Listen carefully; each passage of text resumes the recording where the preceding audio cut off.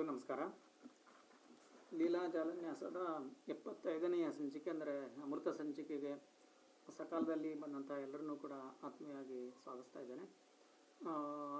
ಈ ಲೀಲಾ ಜಾಲನ್ಯಾಸ ಆಗಲಿ ಅಥವಾ ಇನ್ನು ಮುಂದೆ ಬರ್ತಕ್ಕಂಥ ಯಾವುದೇ ಈ ವಿಚಾರವನ್ನು ಪ್ರಚೋದಿಸುವಂತಹ ಉಪನ್ಯಾಸ ಮಾಲಿಕೆಗಳು ನಿರಂತರ ನಡ್ಕೊಂಡು ಹೋಗಲಿ, ಅದಕ್ಕೆ ತಮ್ಮೆಲ್ಲರ ಪ್ರೋತ್ಸಾಹ ಸಹಕಾರ ಹೀಗೆ ಮುಂದುವರಿಲಿ, ಇನ್ನಷ್ಟು ಜನರನ್ನು ತಲುಪಲಿ ಅನ್ನೋ ಒಂದು ಆಶೆಯನ್ನು ಇಟ್ಟುಕೊಂಡು ಇವತ್ತಿನ ಕಾರ್ಯಕ್ರಮನ ಪ್ರಾರಂಭಿಸ್ತಾ ಇದ್ದೇವೆ. ಈಗಾಗಲೇ ತಮಗೆ ತಿಳಿದಂಗೆ ಸುಳ್ಳು ಕುರಿತಾದಂಥ ಉಪನ್ಯಾಸ ಸರಣಿಯನ್ನು ಸರರು ಪ್ರಾರಂಭಿಸಿದ್ರು. ಮೊದಲನೇ ಭಾಗದಲ್ಲಿ ಸುಳ್ಳಿನ ಉಗಮ ಹಾಗೂ ಸುಳ್ಳಿನ ಕುರಿತಾದಂಥ ಸಾಕಷ್ಟು ಸಂಗತಿಗಳನ್ನು ಉಪನ್ಯಾಸದಲ್ಲಿ ವ್ಯಕ್ತಪಡಿಸಿದರು. ಇವತ್ತು ಅದರ 2ನೇ ಭಾಗ, ಹಾಗೆ ಬಹುಶಃ 3ನೇ ಭಾಗ ಕೂಡ ಆಗಬಹುದು ಅನ್ನೋ ಸೂಚನೆಯನ್ನು ಸರ್ ಅವರು ಈಗಾಗಲೇ ನೀಡಿದ್ದಾರೆ. ಇವತ್ತಿನ ಭಾಗದಲ್ಲಿ ಬಹುಶಃ ಸುಳ್ಳಿನ ಸಮಾನಾರ್ಥಕ ಪದಗಳು ಹಾಗೂ ಅವುಗಳ ನಡುವಿನ ಸೂಕ್ಷ್ಮವಾದಂಥ ವ್ಯತ್ಯಾಸ, ಹಾಗೆ ಇದನ್ನು ಬೇರೆ ಬೇರೆ ಹಿನ್ನೆಲೆಯಲ್ಲಿ ವಿಜ್ಞಾನದಲ್ಲಿ, ಆಚಾರದಲ್ಲಿ, ಸಾಹಿತ್ಯದಲ್ಲಿ, ತತ್ವಶಾಸ್ತ್ರದಲ್ಲಿ, ವಿವಿಧ ಕ್ಷೇತ್ರದ ಹಿನ್ನೆಲೆಯಲ್ಲಿ ಇದನ್ನು ನೋಡಬೇಕಾದ ಬಗ್ಗೆ ಈ ಎಲ್ಲ ಸಂಗತಿಗಳನ್ನು ಸರ್ ಅವರು ಹಂಚಿಕೊಳ್ಳಿಕ್ಕಿದ್ದಾರೆ. ಎಲ್ಲರನ್ನೂ ಕೂಡ ಆತ್ಮೀಯವಾಗಿ ಸ್ವಾಗತಿಸ್ತಾ ಸರ್ ಅವರಿಗೂ ಕೂಡ ಸ್ವಾಗತವನ್ನು ಕೋರ್ತಾ ಉಪನ್ಯಾಸ ಪ್ರಾರಂಭಿಸಬೇಕಾಗಿ ವಿನಂತಿಸ್ತಾ ಇದ್ದೀನಿ. ಹಾಗೆ ಮುಂದಿನ ವಾರ ಸರ್ ಅವರು ಮತ್ತೆ ಪ್ರವಾಸದಲ್ಲಿರೋ ಕಾರಣ ಮುಂದಿನ ಸೋಮವಾರ ಉಪನ್ಯಾಸ ಆಗಲಿಕ್ಕಿಲ್ಲ. ಮುಂದಿನ ಬುಧವಾರ ಅಂದರೆ ಜೂನ್ 3ನೇ ತಾರೀಕಿಗೆ ಲೀಲಾ ಜಾಲಸ ಇರುತ್ತೆ. ಅದರ ಮಾಹಿತಿಯನ್ನು ಕೂಡ ನಂತರದಲ್ಲಿ ಹಾಕ್ತೀವಿ ಅಂತ ಹೇಳ್ತಾ ಮತ್ತೊಮ್ಮೆ ಎಲ್ಲರನ್ನ ಸ್ವಾಗತಿಸ್ತಾ ಇದ್ದೇನೆ. ನಮಸ್ಕಾರ.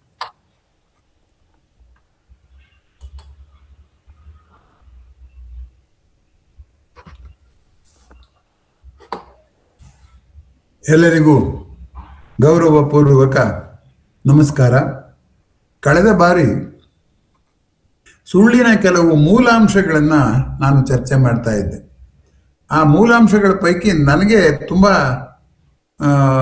ಇದಾಗುವಂಥದ್ದು ಅಂದರೆ, ಗಮನ ಸೆಳೆಯುವಂಥದ್ದು ಅಂದರೆ, ಸುಳ್ಳು ನಮ್ಗೆ ಯಾರಿಗೂ ಸುಳ್ಳಿನ ಮೇಲೆ ದ್ವೇಷವಿಲ್ಲ. ಸುಳ್ಳಿನ ಹಿಂದೆ ಇರುವ ಉದ್ದೇಶದಿಂದ ದ್ವೇಷ ಇದೆ ಅಷ್ಟೇ. ಹಾಗೆ ನೋಡಿದರೆ ಸತ್ಯದ ಮೇಲೂ ಕೂಡ ನಮಗೆ ದ್ವೇಷ ಬರುವಂತಹ ಸಂದರ್ಭಗಳು ಉಂಟು. ಈಗ ಉದಾಹರಣೆಗೆ ಮಹಾಭಾರತದ ಕಥೆಯಲ್ಲಿ ಅವನು ಕರ್ಣನಿಗೆ ನೀನು ಧರ್ಮರಾಯನ ಅಣ್ಣ ಅಂತ ನೀನು ನನ್ನ ಮಗ ಅಂತ ಕುಂತಿ ಕೈಲಿ ಸತ್ಯವನ್ನು ಹೇಳಿಸ್ದ ಕೃಷ್ಣ. ಆದ್ರೆ ಅದರಿಂದ ಆದ ಪರಿಣಾಮ ಹೇಳ್ದ, ನೀನು ಈ ಸತ್ಯ ಹೇಳ್ಬಿಟ್ಟು ಆ ದುರ್ಯೋಧನಿಗೆ ಅನ್ಯಾಯ ಮಾಡ್ಬಿಟ್ಟೆ ಅಂತ ಕರ್ಣನೇ ಹೇಳ್ತಾನೆ. ಏನೇ ಆಗ್ಲಿ, ಸತ್ಯ ಸುಳ್ಳು ಅನ್ನೋದನ್ನ ನಾವು ಹೇಳುವುದರ ಜೊತೆಗೆ ಆ ಹಿಂದಿರುವಂತಹ ಆಶಯ ಇದೆಯಲ್ಲ, ಅದು ತುಂಬಾ ಮುಖ್ಯ ಆಗುತ್ತೆ. ನಮಗೆ ಚರ್ಚೆ ಆಗೋದು ಸತ್ಯ ಸುಳ್ಳು. ಹಾಗೆ ನೋಡಿದ್ರೆ ನಾವು ಸಂತೋಷ ಪಡೋದು ಸುಳ್ಳಿಂದಲೇನೆ, ಸತ್ಯದಿಂದ ಅಲ್ಲ ಕೆಲವು ಸಾರಿ. ಯಾಕೆಂದ್ರೆ ಅನೇಕ ಸುಳ್ಳುಗಳು ನಮ್ಗೆ ಕೊಡೋ ಹಿತ ಸತ್ಯ ಕೊಡಲ್ಲ ಅಂತ. ಆದ್ರಿಂದ ನಮ್ಮನ್ನ ಸಂತೋಷ ಪಡಿಸೋಕೆ ಅನೇಕರು ಸುಳ್ಳು ಹೇಳಿರ್ಬೋದು. ನಿಮ್ಮ ಮಹಾಬುದ್ಧಿವಂತರು ಅಂತ ಯಾರೋ ಒಬ್ರು ಹೇಳ್ತಾರೆ, ಅವ್ರೇನು ಎಲ್ಲರಿಗೂ ಪ್ರಪಂಚದಲ್ಲೇ ನಾನು ನಿಮ್ಮಂಥವ್ರು ನೋಡಿಲ್ಲ ಅಂತಾರೆ ಅಂತ ಇಟ್ಕೊಳ್ಳ. ಅದೆಲ್ಲ ನಿಜವೇ, ಅವ್ರು ನನಗೆ ಸಂತೋಷ ಆಗ್ಲಿ ಅಂತ ಹೇಳಿರುವಂಥದ್ದು. ಈ ಅಂಶ ಕಳೆದ ಬಾರಿ ನಾನು ಹೆಚ್ಚು ಒತ್ತು ಕೊಟ್ಟು ಹೇಳಿದೆ. ಅದಾದ ಮೇಲೆ ಅನೇಕರು ನನಗೆ ದೂರವಾಣಿ ಕರೆ ಮಾಡಿ ಕೆಲವೊಂದು ವಿಚಿತ್ರ ಪ್ರಶ್ನೆಗಳನ್ನ ಕೇಳಿದ್ರು. ಅವರ ಮಾತಿನಲ್ಲಿ ಕೆಲವು ಸಂಗತಿಗಳು ನಾನು ಹೇಳದೇ ಇದ್ದದ್ದು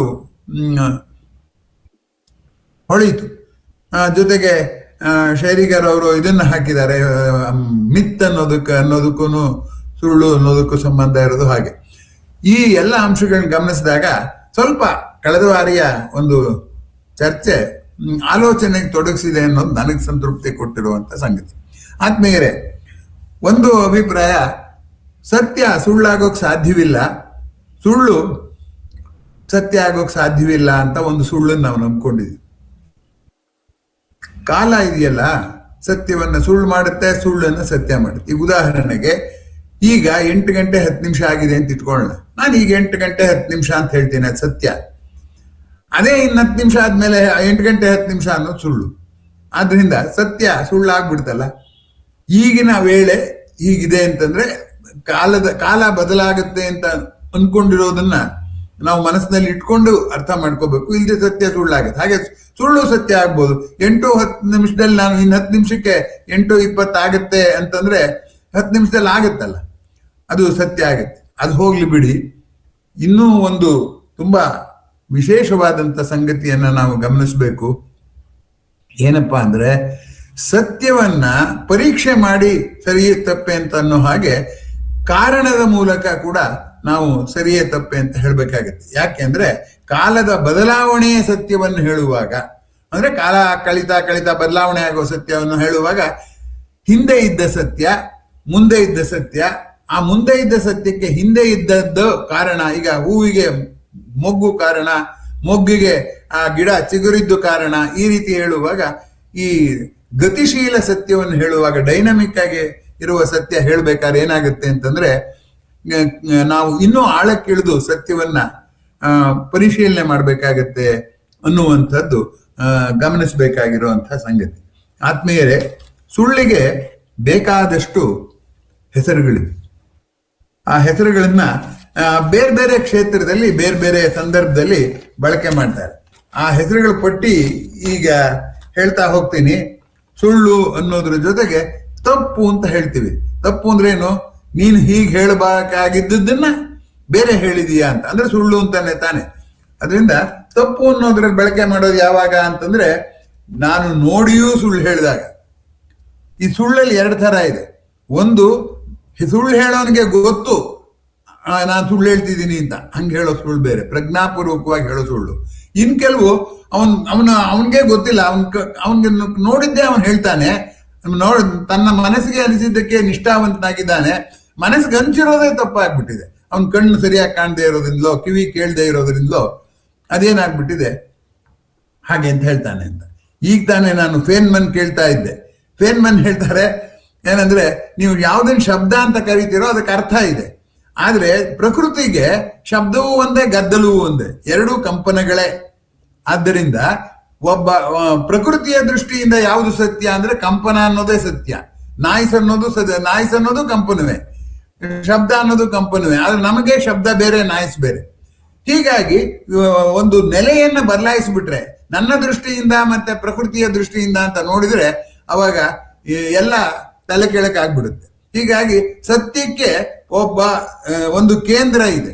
ಆ ಕೇಂದ್ರದಲ್ಲಿ ನೋಡಿದಾಗ ಸತ್ಯ ಆಗುತ್ತೆ. ಇನ್ನೊಂದು ಕೇಂದ್ರಕ್ಕೆ ಹೋಗಿ ನೋಡಿದ್ರೆ ಆ ಸತ್ಯ ಬೇರೆನೇ ಆಗ್ಬಿಡುತ್ತೆ ಅನ್ನುವಂಥದ್ದು ಆಶ್ಚರ್ಯ ಅನ್ನಿಸಬಹುದಾದಂಥ ಒಂದು ಸತ್ಯ. ಹಾಗಾಗಿ ಈ ತಪ್ಪು ಅನ್ನೋದನ್ನ ಗುಣಾತ್ಮಕವಾಗಿ ಪರಿಮಾಣಾತ್ಮಕವಾಗಿ ಎಲ್ಲ ಹೇಳ್ತೀವಿ. ಆದ್ರೆ ಸುಳ್ಳು ಅನ್ನೋದನ್ನ ಗುಣಾತ್ಮಕವಾದ್ದೇ ಹೊರತು ಅದು ಪರಿಮಾಣಾತ್ಮಕವಾದ್ದಲ್ಲ. ಹಾಗಾಗಿ ಈ ಶಬ್ದಗಳು ಇಷ್ಟೊಂದಿದೆ ಅಂದ್ರೂ ಇವಕ್ಕೆ ವ್ಯತ್ಯಾಸ ಇಲ್ಲ ಅಂತ ಭಾವಿಸಬಾರ್ದು. ಅವುಗಳೆಲ್ಲ ಸೂಕ್ಷ್ಮವಾದ ವ್ಯತ್ಯಾಸ ಇರುತ್ತೆ. ಈ ಮುಂದಿನ ಶಬ್ದ ಮಿಥ್ಯೆ ಸತ್ಯ ಅನ್ನೋದನ್ನ ತತ್ವಶಾಸ್ತ್ರದಲ್ಲೂ ಬಳಸ್ತಾರೆ. ವಿಶೇಷವಾಗಿ ಸೂಡೋ ಅಂತ ಇಂಗ್ಲಿಷ್ನಲ್ಲಿ ಏನ್ ಹೇಳ್ತಾರೋ ಅದಕ್ಕೆ ಅನುವಾದವಾಗಿ ವಿಜ್ಞಾನದಲ್ಲೂ ಬಳಕೆ ಮಾಡ್ತಾರೆ. ಅಂದ್ರೆ ಸೂಡೋ ಯೂನಿಮಾಲಿಕ್ಯುಲರ್ ರಿಯಾಕ್ಷನ್ ಅಂದ್ರೆ ನೋಡಕ್ ಅದು ಯಾಕೋ ಒಂದೇ ಅಣು ಭಾಗವಹಿಸುತ್ತೆ ಅಂತ ಅನ್ಸುತ್ತೆ, ಆದ್ರೆ 2 ಅಣು ಭಾಗವಹಿಸುತ್ತೆ. ಆ ಥರ ಈ ಮಿಥ್ಯೆ ಅನ್ನುವಂಥದ್ದು, ಅಥವಾ 2 ಅಣುಗಳು ಭಾಗವಹಿಸುತ್ತೆ, ನೋಡಕ್ ಒಂದೇ ಅಣು ಭಾಗವಹಿಸುತ್ತೆ ಅಂತ ಅನ್ಸುತ್ತೆ ಅನ್ನೋವಾಗ ಹುಸಿ ಅನ್ನೋ ಪದ ಬಳಸ್ತಾರೆ.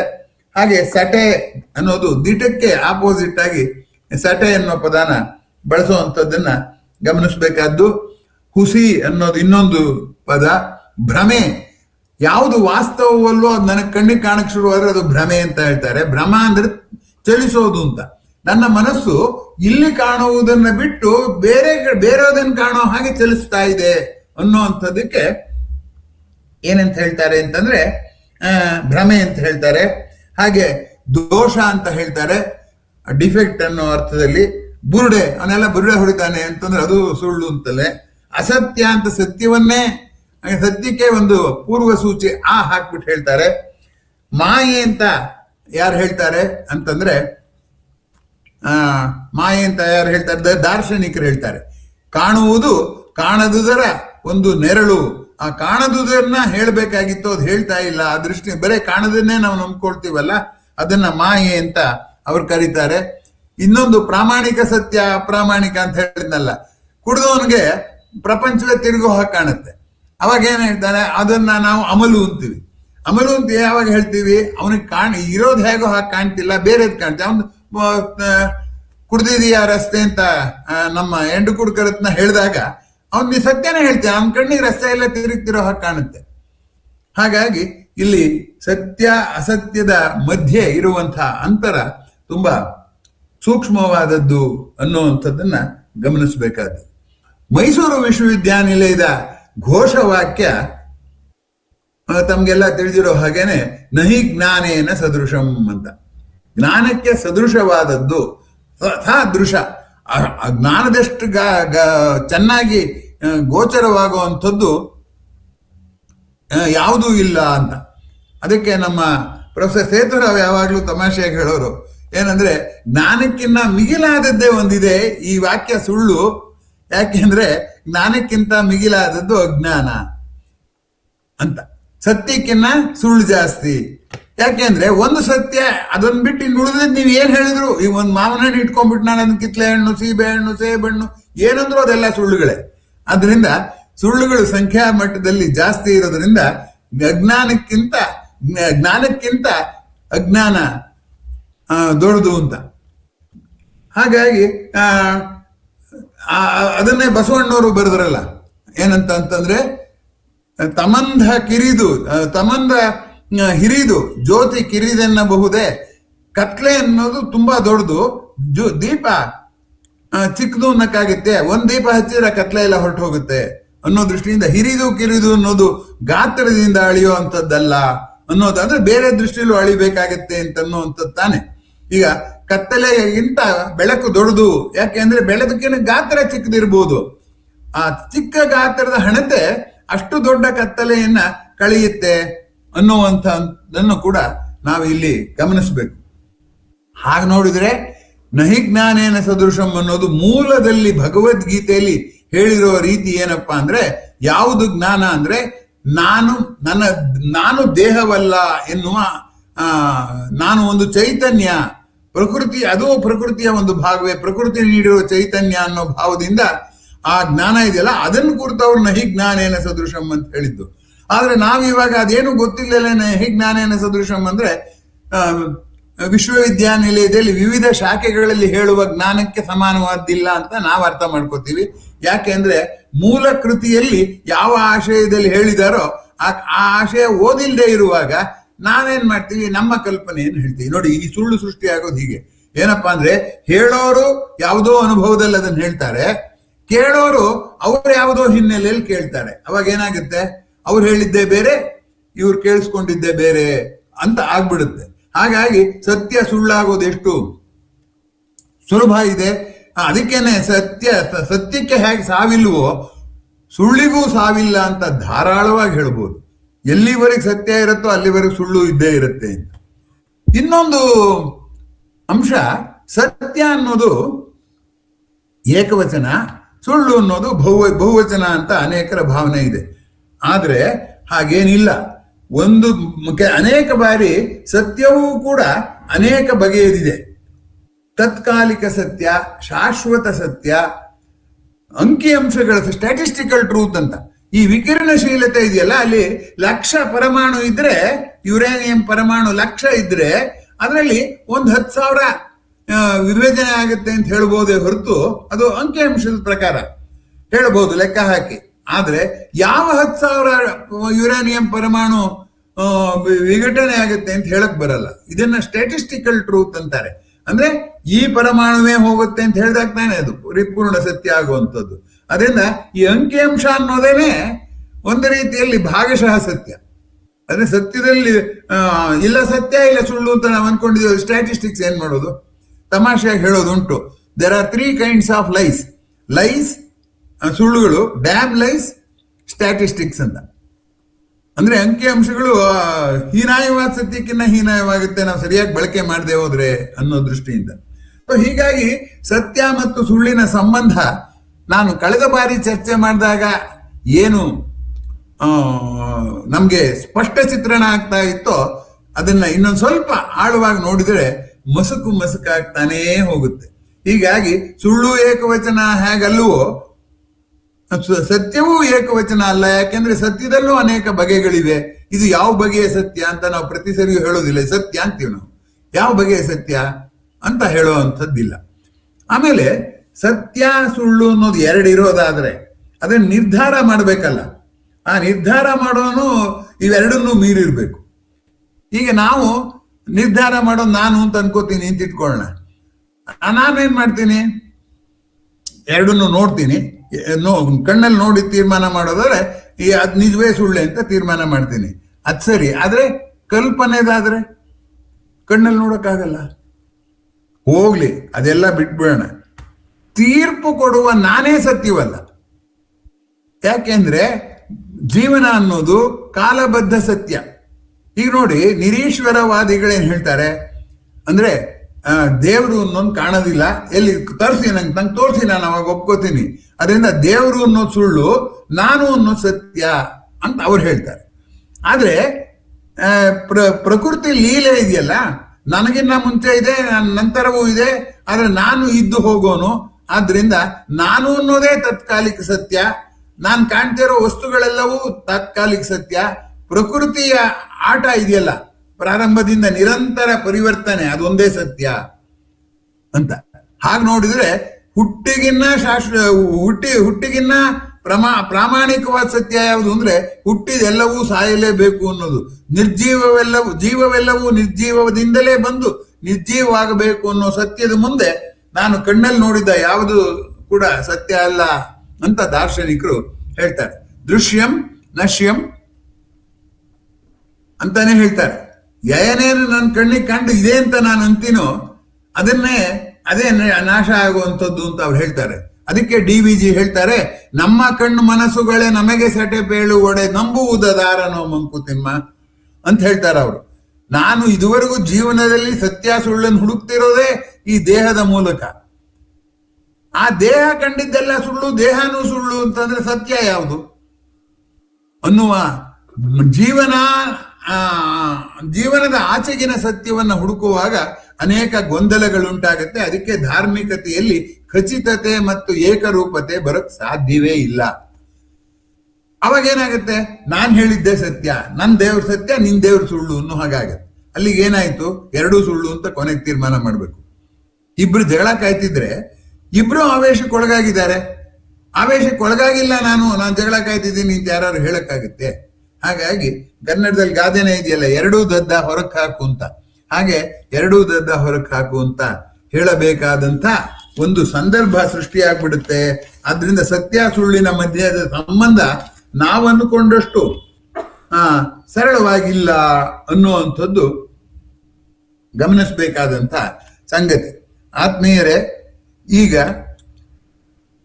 ಒಂದಂಶ ಗಮನಿಸೋಣ.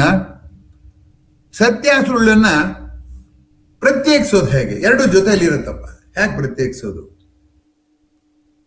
ಅದು ತುಂಬಾ ಕಷ್ಟ. ಯಾಕೆಂದ್ರೆ ಅದನ್ನೇ DVG ಮಂಕುತಿಮ್ಮನ ಕಗ್ಗದಲ್ಲಿ ಅದೇ ಹೇಳ್ತಾರೆ. ಏನಂತಂದ್ರೆ, ದಿಟವೆಷ್ಟೋ ಸಟೆ ಎಷ್ಟೋ ಬೆರೆತಿರುವುದಿಲ್ಲಿ, ಹಠವಾದ ಕೆಲ ಎಡೆಯಲ್ಲಿ ಮನುಜ ಪ್ರಪಂಚದಲ್ಲಿ. ದಿಟವೆಷ್ಟೋ ಸಟೆ ಎಷ್ಟೋ ಬೆರೆತಿರುವುದಿಲ್ಲಿ, ಪಟುವಾಗಿ ನಿಲ್ಲಲಹುದೆ ಮಳಲು ಎಸಗಿದ ಗೋಡೆ, ಕಟುತೆ ಸಲ್ಲದು ಜಯಕ್ಕೆ ಮಂಕುತಿಮ್ಮ ಅಂತ. ನನ್ನ ಅಭಿಪ್ರಾಯವೇ ಸರಿ ಅಂತನ್ನುವಾಗ ನನ್ನ ಅಭಿಪ್ರಾಯವನ್ನ ರೂಪಿಸಿರೋದು ನನ್ನ ಪೂರ್ವಾನುಭವ. ನಿಮ್ಮ ಅಭಿಪ್ರಾಯವನ್ನು ಹೇಳುವಾಗ ನಿಮ್ಮ ಪೂರ್ವಾನುಭವ ರೂಪಿಸುತ್ತೆ.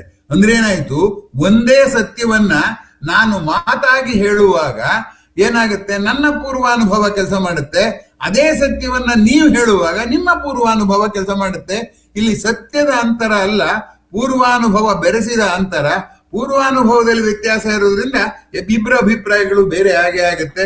ಭಿನ್ನಾಭಿಪ್ರಾಯ ಅನ್ನೋದು ಅಸಹಜವಲ್ಲ, ಅತ್ಯಂತ ಸಹಜ ಅಂತಾದ್ರಿಂದ ಇವಾಗ ವಿದ್ಯಮಾನ ಸತ್ಯ, ವಿದ್ಯಮಾನವನ್ನು ಕುರಿತು ನಾನು ಹೇಳಿದ್ದು ಸುಳ್ಳು, ನೀವು ಹೇಳಿದ್ದು ಸುಳ್ಳು ಅಂದ್ರೆ ಇನ್ನೊಬ್ರು ಹೇಳಿದ್ರೆ ಅವ್ರು ಹೇಳಿದ್ದು ಸುಳ್ಳು. ಹಾಗಾದ್ರೆ ವಿದ್ಯಮಾನದ ಸ್ವರೂಪ, ಸತ್ಯ ಸ್ವರೂಪ ಯಾವುದು ಅಂತ ಹೇಳಕ್ಕಾಗತ್ತೆ?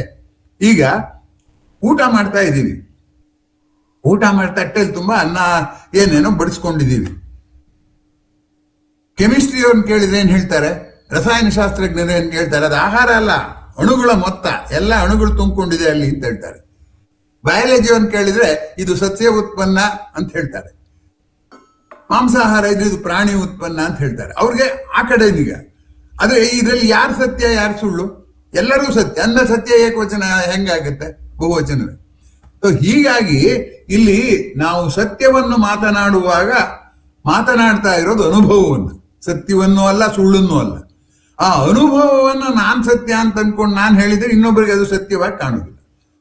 ಅದು ಕಾಣದೇ ಇರೋದೇ ಅತ್ಯಂತ ಸಹಜವಾದ್ದು ಅಂತ ಹೇಳೋದ್ರಿಂದ ಹೀಗಾಗಿ ನಾನು ಅದಕ್ಕೆ ಹೇಳಿದ್ದು ಶಾಶ್ವತತೆ ಯಾವುದಕ್ಕಿದೆ.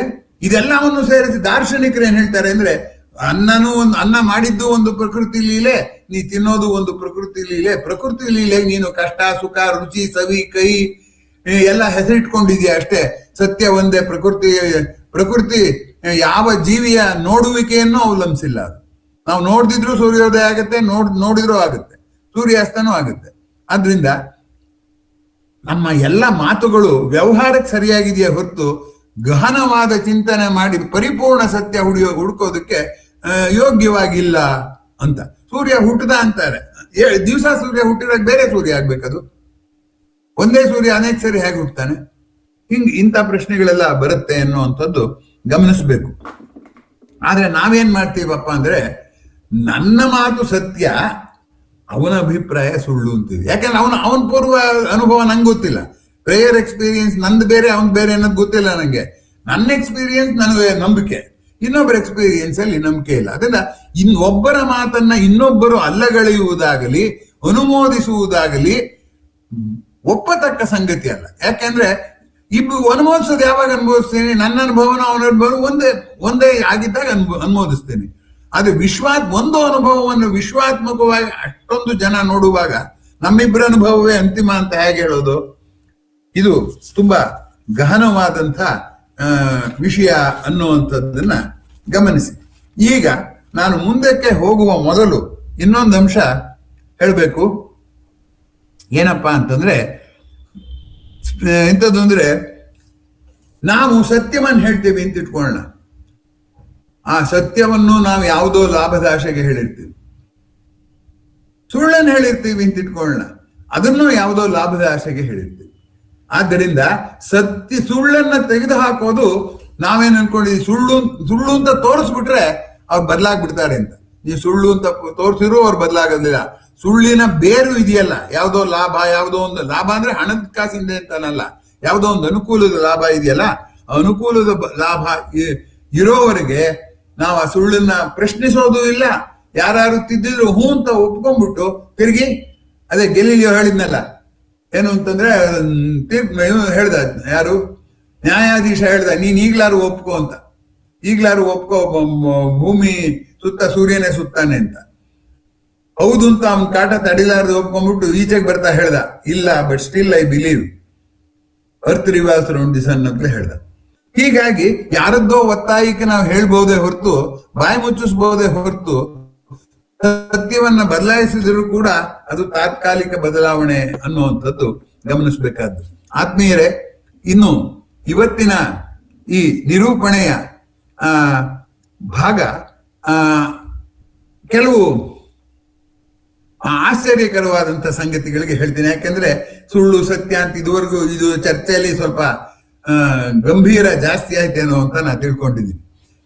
ನೋಡಿ, ನಾವು ಯಾವುದೇ ಕ್ಷೇತ್ರದಲ್ಲಿ ಕೆಲಸ ಮಾಡ್ತಿರ್ಲಿ, ಅಲ್ಲಿ ಮಾನ್ಯವಾಗಿರುವ ಸುಳ್ಳುಗಳಿವೆ. ಇವಾಗ ತಗೊಳ್ಳೋಣ, ದೇವರ ಪೂಜೆ ಮಾಡ್ತಾನೆ, ದೈವ ಭಕ್ತ, ಅವನ್ ಮಂತ್ರ ಹೇಳ್ಕೊಂಡು ಪೂಜೆ ಮಾಡ್ತಾನೆ. ಆ ಮಂತ್ರದಲ್ಲಿರೋದಕ್ಕೂ ಅವನ್ ಪೂಜೆ ಮಾಡೋಕ್ಕೂ ಸಂಬಂಧವೇ ಇಲ್ಲ. ಅನೇಕ ಜಾಜಿ ಪುಷ್ಪಂ ಸಮರ್ಪಯಾಮಿ ಅಂತ ನಾವು ಜಾಜಿ ಯಾವ ಹೂವು ಅಂತ ಅವ್ನು ನೋಡೇ ಇಲ್ಲ. ಹೀಗೆ ಅನೇಕ ಮಂತ್ರಗಳು. ಈಗ ಊದ್ಗಡ್ಡೆ ಹಚ್ಚುವಾಗ ದಶಾಂಗಂ ಗುಗ್ಗುಳಂ ಧೂಪಂ ಸುಗಂಧಂಚ ಮನೋಹರಂ ಕಪಿಲಾಧೃತ ಸಂಯುಕ್ತಂ ಘೃತ ಸಂಯುಕ್ತಂ ಧೂಪೋಯಂ ಪ್ರತಿಗೃಹ್ಯತಾಂ ಅಂತ ಹೇಳ್ತೀವಿ. ದಶಾಂಗ ಹಾಕಿದೆ, ಗುಗ್ಗುಳ ಹಾಕಿದೆ, ಸುಗಂಧದಿಂದ ಕೂಡಿದೆ, ಕರಿ ಹಸುವಿನ ತುಪ್ಪ ಹಾಕಿದೆ ಅಂತ. ನಾವು ಹಚ್ಚೋದು ಊದ್ಗಡ್ಡಿ ತಗಣಿ ಹಾಕಿ ಮಾಡಿರ್ತಾರೆ. ಅದ ನಾನು ತಮಾಷೆಗೆ ಹೇಳಿದೆ. ಈಗ ದಶಾಂಗ ಗುಗ್ಗುಳ ಹಾಕಿ ಎಲ್ಲಿ ಹಾಕಿದ್ದಾರೆ? ಹಾಗಂತ ನಾವು ಮಂತ್ರ ಹೇಳುವಾಗ ಸುಳ್ಳು ಹೇಳ್ತಿದ್ದೀವಿ ಅಂತ ಅನ್ಕೋತಿದ್ದೀವಿ? ಇಲ್ಲ, ಆ ಮಂತ್ರ ಪುನರಾವರ್ತನೆ ಮಾಡ್ತೀವಿ. ಹೀಗಾಗಿ ಅನೇಕ ಪುನರಾವರ್ತನೆಗಳಲ್ಲಿ ಸುಳ್ಳಿದ್ದೇ ಇರುತ್ತೆ. ನಮ್ಮ ಬದುಕೆ ಪುನರಾವರ್ತನೆಗಳ ಗುಂಪು. ಹಾಗಾಗಿ ಆಚಾರದಲ್ಲಿ ಸುಳ್ಳಿದೆ. ಇನ್ನು ಆಡಳಿತದಲ್ಲಿ ನ್ಯಾಯಾಂಗದ ಆಡಳಿತದಲ್ಲೇ ತಗೊಳ್ಳಿ ಅಥವಾ ಸರ್ಕಾರದ ಆಡಳಿತದಲ್ಲೇ ತಗೊಳ್ಳಿ, ಅನೇಕ ಶಿಷ್ಟಾಚಾರಗಳನ್ನ ಪಾಲಿಸಬೇಕಾಗುತ್ತೆ. ಅವೆಲ್ಲ ಸುಳ್ಳೆ. ಈಗ ನೋಡಿ, ಯಾರನ್ನಾರು ಕೆಲಸದಿಂದ ತೆಗೆದು ಹಾಕ್ಬೇಕಾದ್ರೆ, ಮಾನ್ಯರೇ, ನೀವು ಮಾಡಿರುವ ಅಪರಾಧ ರುಜುವಾತಾಗಿರುವುದರಿಂದ ನಿಮ್ಮನ್ನು ಕೆಲಸದಿಂದ ವಜಾ ಮಾಡಲಾಗಿದೆ ಅಂತ ಬರೆದಿದ್ದಾರೆ. ಅಲ್ಲಿ ಮಾನ್ಯರೇ ಅಂತ ಬರಿಬೇಕು. ನಾವು ಆಡಳಿತ ಕನ್ನಡ ಶಿಬಿರ ಇದ್ ಮಾಡುವಾಗ ಅಲ್ಲಿ ಬಂದಿದ್ದು ಶಿವರಾತ್ರಿಗಳು ಕೇಳೋರು, ಅಲ್ಲ ಸರ್ ಅವ್ರಿಗೆ ಮಾನ್ಯ ಇಲ್ಲ, ನಾವ್ಯಾಕೆ ಮಾನ್ಯರೇ ಅಂತ ಬರಿಬೇಕು ಅಂದ್ರೆ, ಅವ್ರಿಗಿಲ್ಲ ಸರಿ, ನಮಗಿದೆಯಲ್ಲ. ಅದಕ್ಕೋಸ್ಕರ ನಮ್ಮ ಶಿಷ್ಟಾಚಾರದ ಸಲುವಾಗಿ ಅವ್ರು ಮಾನ್ಯರೇ ಅಂತ ಬರಿಬೇಕು. ಅವರು ತಪ್ಪು ಮಾಡಿ ಸಿಕ್ಕಾಕೊಂಡ ಮೇಲೂ ಕೂಡ ಮಾನ್ಯರೇ ಅಂತ ಹೇಳುವಂಥದ್ದನ್ನ ನಾವು ಮಾಡ್ಲೇಬೇಕು ಅಂತ. ಅದು ಶಿಷ್ಟಾಚಾರದ ಸುಳ್ಳು. ಸೊ ಹೀಗಾಗಿ ನಾವು ಅಷ್ಟೇ ಯಾರನ್ನಾರು ಮೆಚ್ಚಿಸ್ಬೇಕಾದ್ರೆ ಅವ್ರಿಗೆ ಎಷ್ಟು ಗುಣ ಇರುತ್ತೋ ಅದಕ್ಕಿಂತ ಜಾಸ್ತಿ ಇಟ್ಟು ಹೊಗಳ್ತೀವಿ. ನಾವು ಇನ್ಯಾರನ್ನಾರು ಖಂಡಿಸ್ಬೇಕಾದ್ರೆ ಅವ್ರಿಗೆ ಎಷ್ಟು ದುರ್ಗುಣ ಇತ್ತೋ ಅದಕ್ಕೆ ನಮ್ಮ ಅನಿಸಿಕೆಯನ್ನು ಸೇರಿಸಿ ಹೇಳ್ತೀವಿ. ಅಲ್ಲಿಗೆ ಈ ಆಚಾರ ಶಿಷ್ಟಾಚಾರ ಎರಡರಲ್ಲೂ ಕೂಡ ಸುಳ್ಳು ತಾಂಡವವಾಡುತ್ತೆ. ಈಗ ಬಸವಣ್ಣವ್ರ ಬಗ್ಗೆನೇ ತಗೊಳ್ಳೋಣ. ಬಸವಣ್ಣವರು ತನ್ನ ಬಣ್ಣಿಸಬೇಡ ಇದಿರ ಹಳಿಯಲು ಬೇಡ ಅಂತ ಹೇಳಿದ್ರು. ಕಳಬೇಡ ಕೊಲಬೇಡ ಹುಸಿಯ ನುಡಿಯಲು ಬೇಡ ಅಂತ ಹೇಳಿದ್ರು. ಇಲ್ಲಿ ಹುಸಿ ಯಾವುದು ಸತ್ಯ ಯಾವುದು ಅಂತ ಕಂಡ್ಕೊಳ್ಳೋಕೆ ಸಾಧ್ಯವಿಲ್ಲದೆ ಇರೋದ್ರಿಂದ ಪ್ರಜ್ಞಾಪೂರ್ವಕವಾಗಿಯೋ ಅಪ್ರಜ್ಞಾಪೂರ್ವಕವಾಗಿಯೋ ನಾವು ಸುಳ್ಳು ಹೇಳ್ತೀವಿ. ಅದನ್ನ ಬಿಟ್ಬೋಣ. ರಾಜಕಾರಣಿಗಳು ಎಲ್ಲಾ ಪಕ್ಷದವರು ನನಗೆ ಗೊತ್ತಿರೋ ಹಾಗೆ ಏನ್ ಹೇಳ್ತಾರೆ ಅಂದ್ರೆ, ನಾವು ಬಸವಣ್ಣವ್ರು ಹೇಳಿರುವಂತ ಸಮಾಜ ಸುಧಾರಕರೇನೆ, ನಾವು ಬಸವಣ್ಣವರ ಅನುಯಾಯಿಗಳು ಅಂತ ಹೇಳ್ತಾರೆ. ಅಂದ್ರೆ ಬಸವಣ್ಣವ್ರು ಹೇಳಿದ್ದಾರೆ ತನ್ನ ಬಣ್ಣಿಸಬೇಡ ಇದಿರ ಹಳಿಯಲು ಬೇಡ ಅಂತ. ಅವ್ರನ್ನವ್ರು ಬಣ್ಣಿಸ್ದಲೇನೆ ಇನ್ನೊಬ್ಬರನ್ನ ಹಳಿಯದೇ ಇದ್ರೆ ರಾಜಕಾರಣ ನಡೆಯೋದು ಹೇಗೆ? ಸಾಧ್ಯ ಇಲ್ಲ. ಈಗ ನಾಟಕ ಸಿನಿಮಾ ತಗೊಳ್ಳಿ, ಅಭಿನಯಿಸೋದನ್ನ ತಗೊಳ್ಳಿ. ಹರಿಶ್ಚಂದ್ರನ್ ಪಾತ್ರ ಮಾಡ್ತಾನ ಒಬ್ಬ ನಟ, ಅವನು ಹರಿಶ್ಚಂದ್ರ ಅಲ್ಲ. ಅಲ್ಲಿಗೇನಂತೆ, ಸುಳ್ಳಿನ ಮೂಲಕ ಆ ಹರಿಶ್ಚಂದ್ರನ ಭಾವ ಸೃಷ್ಟಿಯನ್ನ ನಮಗೆ ಮಾಡ್ಕೊಡೋ ಸಲುವಾಗಿ ಅವನು ಸುಳ್ಳು ಹೇಳ್ಬೇಕಾಗತ್ತೆ. ನಾನು ಹರಿಶ್ಚಂದ್ರ ಮಹಾರಾಜ ಅಂತಾನೆ. ಅವನು ಯಾರೂ ಇಲ್ಲ. ಹೀಗಾಗಿ ನಾಟಕಗಳಲ್ಲಿ ಕಲೆಗಳಲ್ಲಿ ಸುಳ್ಳು ಬಂದೇ ಬರುತ್ತೆ. ಈ ಕಲೆಗಳಲ್ಲಿ ಏನಾಗುತ್ತೆ, ಉತ್ಪ್ರೇಕ್ಷಾಲಂಕಾರ ಅಂತಿದೆ. ಉತ್ಪ್ರೇಕ್ಷಾಲಂಕಾರ ಅಂದ್ರೆ ಏನು? ಯಾವುದೋ ಒಂದು ಸಣ್ಣ ವಿಷಯವನ್ನ ದೊಡ್ಡದ್ ಮಾಡಿ ಹೇಳುದು. ಅವು ಸುಳ್ಳಾಗ್ಲಿಲ್ವೇ? ಸಣ್ಣದನ್ನ ದೊಡ್ಡ ಮಾಡಿ ಹೇಳಿದ್ರೆ, ಒಬ್ಬ ಕವಿ ಬರಿತಾನೆ, ಈ ಮುತ್ತುಗದ ಹೂವು ಕೆಂಪು ಬಣ್ಣಕ್ಕಿರುತ್ತೆ, ಕೆಂಡದ ತರ ಕಾಣುತ್ತದು. ಅದಕ್ಕೆ ಒಬ್ಬ ಕವಿ ಬರಿತಾನೆ, ಕೋತಿಗಳು ಆ ಮುತ್ತುಗದ ಮರಕ್ಕೆ ಬಂದ್ಬಿಟ್ಟು ಅದನ್ನ ಕೆಂಡ ಅನ್ಕೊಂಡು ಉಪ್ಪು ಅಂತ ಊದಿ ಆರಿಸ್ತಾ ಇದ್ವಂತೆ, ಕೆಂಡವನ್ನ ಸುಡುತ್ತೆ ಅಂತ. ಬಣ್ಣ ನೋಡ್ಬಿಟ್ಟು ಕೆಂಡ ಅನ್ಕೊಳ್ಳೋ ದಡ್ತನ ಕೋತಿಗಳಿಗೂ ಇರಲ್ಲ. ಅಲ್ಲಿ ಹೋದ್ರೆ ಕೆಂಡ ಅನ್ಕೊಂಡು ಹತ್ರ ಮುಟ್ ನೋಡ್ದೇ ಇರುತ್ತೆ, ಅದು ಅಲ್ಲಿಂದ ಬಿಸಿ ವಿಕಿರಣ ಬರುತ್ತೆ ಬರಲ್ಲ. ಇದು ಉತ್ಪ್ರೇಕ್ಷೆ ತಾನೆ. ಹೀಗೆ ಉತ್ಪ್ರೇಕ್ಷೆ ಮಾಡಿದಾಗ್ಲೂ ಕೂಡ ಸುಳ್ಳಾಯ್ತಲ್ಲ ಅದು. ಹೀಗಾಗಿ ಕಲೆ ಸಾಹಿತ್ಯ ಎಲ್ಲ ಇದೆಯಲ್ಲ, ಅದು ಸುಳ್ಳು. ಹೋಗ್ಲಿ ಬಿಡಿ, ಕಲೆ ಸಾಹಿತ್ಯ ಬೇಡ, ಪ್ರಕೃತಿಯನ್ನ ವಿವರಿಸ್ತೀವಲ್ಲ ಅದೇ ನಿಜ ಅಂತಂದ್ರೆ ಅದು ಅನೇಕ ಸುಳ್ಳುಗಳಿಂದಲೇ ನಮ್ಮ ಕಲ್ಪನೆಯನ್ನು ಬೆರೆಸಿ ಹೇಳ್ತೀವಿ. ಎಲ್ಲಿ ಕಲ್ಪನೆ ಬರುತ್ತೋ ಅದೆಲ್ಲ ಸುಳ್ಳೇ ತಾನೆ. ವಾಸ್ತವ ಅಂದ್ರೇನು? ಯಥಾವತ್ತಾಗಿರುವಂಥದ್ದು. ಕಲ್ಪನೆ ಅಂದ್ರೇನು? ಯಥಾವತ್ತಾಗಿರೋದನ್ನ ಎಕ್ಸ್ಟ್ರಾಪೊಲೇಟ್ ಮಾಡಿ, ವಿಸ್ತಾರ ಮಾಡಿ ಹೇಳುವಂಥದ್ದು. ನೀ ಯಾವಾಗ ವಿಸ್ತಾರ ಮಾಡ್ತಿರೋ, ಚಿಕ್ಕದ್ ಮಾಡ್ತಿರೋ, ಅವಾಗ ವಾಸ್ತವದಿಂದ ದೂರ ಹೋದಾಗ ಆಯ್ತಲ್ಲ. ಕಲ್ಪನೆ ಎಲ್ಲವೂ ಸುಳ್ಳೇ ಆಯ್ತಲ್ಲ. ಎಂಥ ಮರುಳಯ್ಯ ಇದು ಎಂಥ ಮರುಳು ಅಂತ ಸ್ಪಂದನ ಅನ್ನೋ ಸಿನಿಮಾದಲ್ಲಿ ಒಂದು ಹಾಡು ಬರೆದಿದ್ದಾರೆ NS ಲಕ್ಷ್ಮೀನಾರಾಯಣ ಭಟ್ಟ. ಅದ್ರಲ್ಲಿ ಅವ್ರು ಹೇಳ್ತಾರೆ, ಸೃಷ್ಟಿಯ ಶೃಂಗಾರ ಸುಳ್ಳಿನ ಮಾಲೆ. ಅವ್ರು ಹೇಳಿದ್ರು ಅಂತ ನಾವು ನಂಬಿಡ್ಬೇಕಾ? ಇಲ್ಲ. ಹಾಡಿನ ಪ್ರಾರಂಭ ನೋಡಿ ಹೆಂಗಿದೆ ಅದು. ಎಂಥ ಮರುಳಯ್ಯ ಇದು, ಎಂಥ ಮರುಳು ಅನ್ನೋದು ಸುಳ್ಳೆ. ಯಾಕೆಂದ್ರೆ ಏನಿಲ್ವೋ ಅದನ್ನು ಹುಚ್ಚ ಹೇಳ್ತಾನೆ. ಎಂಥ ಮರುಳಯ್ಯ ಇದು, ಎಂಥ ಮರುಳು, ಬೆಳಗಿನ ಹಿಮದಂತೆ ಹರಿವ ನೆರಳು, ಥಳ ಥಳ ಮಿರುಗಿ ಸೋಕಲು ಕರಗಿ ಹರಿವುದೆಲ್ಲ ಹರಿವುದು ಈ ಬಾಳಿನ ಎಲ್ಲಾ ತಿರುಳು. ತುಂಬಾ ಸುಖ ಪಡ್ತೀನಿ, ಊಟ ಮಾಡ್ಬಿಡ್ತೀನಿ, ನಂಗೆ ಹೊಟ್ಟೆ ಹಸ್ತಿದೆ, ನಂಗೆ ಇಷ್ಟವಾದ್ದು ಮಾವಿನಕಾಯಿ ಚಿತ್ರಾನ್ನ ಮಾಡಿದ್ದಾರೆ ಅಂತ ನಾನು ಹೋಗಿ ತಿನ್ನ ಕೂತ್ಕೋತೀನಿ. 2 ತುತ್ತು ತಿನ್ನೋ ಹೊತ್ತಿಗೆ ಹೊಟ್ಟೆ ತುಂಬ ಹೋಗುತ್ತೆ, ಬೇಡ ಅಂತ. ಅಂದ್ರೇನು? ನಾವು ಈಗ ಸತ್ಯವೆಂದು ಭಾವಿಸಿದ್ದು ಬೇಗಲೇ ಸುಳ್ಳಾಗುವಂತಹದ್ದಾದ್ರೆ ಅಂದ್ರೇನು? ಸುಳ್ಳು ಅಂದ್ರೆ ಹೋಗುವಂಥದ್ದು, ಸತ್ಯ ಅಂದ್ರೆ ಇರುವಂಥದ್ದು ಅಂತ. ಅದನ್ನೇ ನಾನು ನಿನ್ನೆ ಕಳೆದ ವಾರಿ ಹೇಳಿದಾಗ ನಾನು ಹೇಳ್ತಾ ಇದ್ದೆ, ಕಾಸಿಟಿವ್ ಟ್ರೂತ್ ಅಂಡ್ ಪರ್ಸೆಪ್ಟಿವ್ ಟ್ರೂತ್ ಅಂತ. ನೋಡ್ಬಿಟ್ಟು ಸತ್ಯ ಅಂತ ಹೇಳೋದು ಬೇರೆ, ಕಾರಣ ಹುಡುಕಿ ಸತ್ಯ, ಇದು ಎರಡಕ್ಕೂ ಇರೋ ಸಂಬಂಧ ಅನ್ನೋದೇನು ಹೇಳೋದು ಬೇರೆ ಅಂತ ಅಂದ್ಬಿಟ್ಟು. ಹೀಗಾಗಿ ಅವರು ಸುಮ್ನೆ ಸೃಷ್ಟಿಯ ಶೃಂಗಾರ ಸುಳ್ಳಿನ ಮೇಲೆ ಇಲ್ಲ, ಯಾವುದೇ ಸುಖ ಕಲ್ಪಿಸಿಕೊಂಡಾಗ ಎಷ್ಟಿರುತ್ತೋ ಅನುಭವಿಸಿದಾಗ ಇರೋದಿಲ್ಲ. ಅದು ಎಲ್ಲ ಕಾಲದ ಎಲ್ಲರ ಅನುಭವ. ಮಂಕುತಿಮ್ಮನ ಕಗ್ಗದಲ್ಲೂ ಅದೇ ಹೇಳ್ತಾರೆ ಅವರು. ನಾಚನಾಗಿಪವು ನಮ್ಮ ಸುಖದಾತುರಗಳು ಯೋಚಿಸಿ ಮರುವಗಲು ಮತ್ತೆ ಪರೀಕ್ಷಿಸಲು ಚಾಚಿರ್ದ ರಸನೆ ಒಳಸೇದಿಕೊಳ್ಳುವುದು ತಾನು ರೇಚನವಾದ ಆತ್ಮಕ್ಕೆ ಮಂಕುತಿಮ್ಮ ಅಂತ. ನನಗೆ ಅನ್ಸತ್ತೆ ಇದಕ್ಕೆ ಯಾಕೆ ಇಷ್ಟೊಂದು ಕಷ್ಟಪಟ್ಟೆ ನಾನು ಅಂತ ಅನಿಸುತ್ತೆ. ಹಾಗಾಗಿ ಕಲ್ಪನೆ ಅನ್ನೋದು ಬದುಕಿನ ಅವಿಭಾಜ್ಯ ಅಂಗ, ಎಲ್ಲ ಕ್ಷೇತ್ರಗಳ ಅವಿಭಾಜ್ಯ ಅಂಗ. ಅಂದ ಮೇಲೆ ಏನಾಗುತ್ತೆ, ಅದನ್ನು ಕಲ್ಪನೆ ಅಂತ ಗುರುತಿಸಿದ ಮೇಲೆ ಅದನ್ನು ಸುಳ್ಳು ಅಂತ ಒಪ್ಕೊಂಡ ಹಾಗೆ ತಾನೆ. ಹೀಗಾಗಿ ಸುಳ್ಳು ಅಲ್ಲಿದೆ, ವ್ಯಾಪಾರದಲ್ಲಂತೂ ಸುಳ್ಳಿದ್ದೇ ಇದೆ. ವ್ಯಾಪಾರಂ ದ್ರವ್ಯ ಚಿಂತನಂ ಅಂತಲೇ ಇದೆ, ಅದನ್ನ ವ್ಯಾಪಾರಂ ದ್ರೋಹ ಚಿಂತನಂ ಅಂತಲೂ ಅಂತಾರೆ. ವ್ಯಾಪಾರ ಮಾಡ್ಬೇಕಾದ್ರೆ ಚೆನ್ನಾಗಿದೆಯಾ ಅಂತ ಅಂಗಡಿಯವನ್ ಕೇಳಿದ್ರೆ ಹೇಳ್ತಾನೆ, ಚೆನ್ನಾಗಿಲ್ಲ ಅಂತ ಹೇಳ್ತಾನೆ ಅವನು. ಇಂಥದ್ದು ಇನ್ನೊಂದು ಇಲ್ವೇ ಇಲ್ಲ, ನೀವು ತಗೊಂಡೋಗ್ರಿ ಇನ್ನೊಂದ್ಸರಿ ಸಿಗಲ್ಲ, ಚೀಪ್ ರೇಟ್ ಇದೆ ತಗೊಂಡೋಗಿ ಅಂತ ನಾವು. ಹಾಗಾಗಿ ವ್ಯಾಪಾರದಲ್ಲಿ ಸುಳ್ಳು, ಜಾಹೀರಾತ್ನಲ್ಲಿ ಸುಳ್ಳು, ಭಾಷೆಯಲ್ಲೇ ಅನೇಕ ಬಾರಿ ಸುಳ್ಳು ಉತ್ಪ್ರೇಕ್ಷೆ ಮಾಡಿ ಮಾತಾಡ್ತೀವಿ. ಕೋಪದಿಂದ ಕಿಡಿಕಿಡಿಯಾದ ಅಂತ ಅವನ ಹತ್ರ ಏನ್ ಬಿಡಿ ಎತ್ತಿಸ್ಕೊಳಕ್ಕಾಗತ್ತಾ? ಇನ್ನೊಂದು ಲೇಖನದಲ್ಲಿ ತುಂಬಾ ಚೆನ್ನಾಗಿ ಹೇಳ್ತಾರೆ, ಅವ್ರಿಗೆ ಎಷ್ಟು ಕೋಪ ಬಂದಿತ್ತು ಅಂದ್ರೆ, ಕೋಪದಿಂದ ಎಷ್ಟು ಕಿಡಿಕಿಡಿಯಾಗಿದ್ರು ಅಂದ್ರೆ ಅವ್ರ ಹತ್ರಕ್ಕೆ ಹಸಿ ಸೌದೆ ತಂದ್ರು ಹೊತ್ಕೊಂಡ್ಬಿಡ್ತಿತ್ತು ಅಂತ ಹೇಳ್ತಿದ್ರು. ಹಾಗಾಗಿ ಸಾಹಿತ್ಯ ಬಿಟ್ಬಿಡಿ, ಭಾಷೆಯಲ್ಲಿ ಕೂಡ ಏನಾಗುತ್ತೆ, ಈ ಸುಳ್ಳುಗಳು ಇಟ್ಟಾಡ್ತಾ ಇದೆ.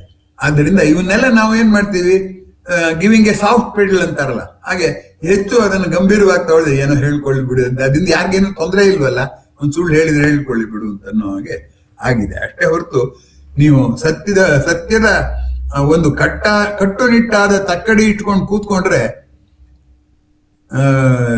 ಸೇತುರಾರ್ ಹೇಳಿದ ಹಾಗೆ ಜ್ಞಾನಕ್ಕಿಂತ ಅಜ್ಞಾನವೇ ಅಗಾಧವಾದ ಬೆಟ್ಟ ಅಂತ ಅನ್ನೋದ್ರಲ್ಲಿ ಅನುಮಾನವೇ ಇಲ್ಲ ಅನ್ನುವಂಥದ್ದು. ಇನ್ನು ಕಳೆದ ಬಾರಿ ಗಣೇಶ್ ಹೆಗ್ಡೆ ಅವರು ಮತ್ತೆ ಇನ್ನೊಬ್ರು ಮೇಡಮ್ ಅವರಿಬ್ರು ಹೇಳ್ತಾ ಇದ್ರು, ವೈದ್ಯಕೀಯ ಕ್ಷೇತ್ರಕ್ಕೆ ಸಂಬಂಧಪಟ್ಟದ್ದು ಸುಳ್ಳಿನ ಬಗ್ಗೆ ಹೇಳ್ತಾ ಇದ್ರು ಅವರು. ಈಗ ಒಬ್ಬ ಮನುಷ್ಯ ಸತ್ತೋಗ್ತಾನೆ ಅನ್ನೋದನ್ನ ಸತ್ತೋಗ್ತಾನೆ ಅಂತ ಹೇಳಿದ್ರೆ ಅವನೆಲ್ಲಿ ಬೇಗ ಗಾಬರಿಯಾಗಿ ಇನ್ನೂ ಬೇಗ ಸತ್ತೋಗ್ತಾನೋ ಅಂತ, ಇಲ್ಲ ಪರವಾಗಿಲ್ಲ ಏನೋ ಔಷಧಿ ಕೊಡ್ತಿದೀವಿ ಅಂತ ಸುಳ್ಳು ಹೇಳ್ತಾರೆ ಡಾಕ್ಟ್ರು ಅನ್ನೋ ಅಂತ ಮಾತನ್ನು ಆಕೆ ಹೇಳಿದ್ರು. ಗಣೇಶ್ ಹೇಳಿದ್ರು, ಔಷಧಿ ಅಲ್ಲದನ್ನು ಕೊಟ್ಟರು ಕೆಲವು ಸರಿ ವಾಸಿ ಆಗುತ್ತೆ, ಆ ದೃಷ್ಟಿಯಿಂದ ಅದನ್ನ ಪ್ಲಾಸೆಬೋ ಅಂತ ಕರೀತಾರೆ, ಅದರ ಬಗ್ಗೆ ಅದು ಸುಳ್ಳು ಅಂತ. ಅಂದ್ರೆ ಔಷಧಿಯಿಂದಲ್ಲ ವಾಸಿ ಆದ್ದು, ನಂಬಿಕೆಯಿಂದ ವಾಸಿ ಆದ್ದು ಅಂದ್ಮೇಲೆ ನಂಬಿಕೆ ಅಂದ್ರೆ ಸುಳ್ಳೇ ತಾನೆ.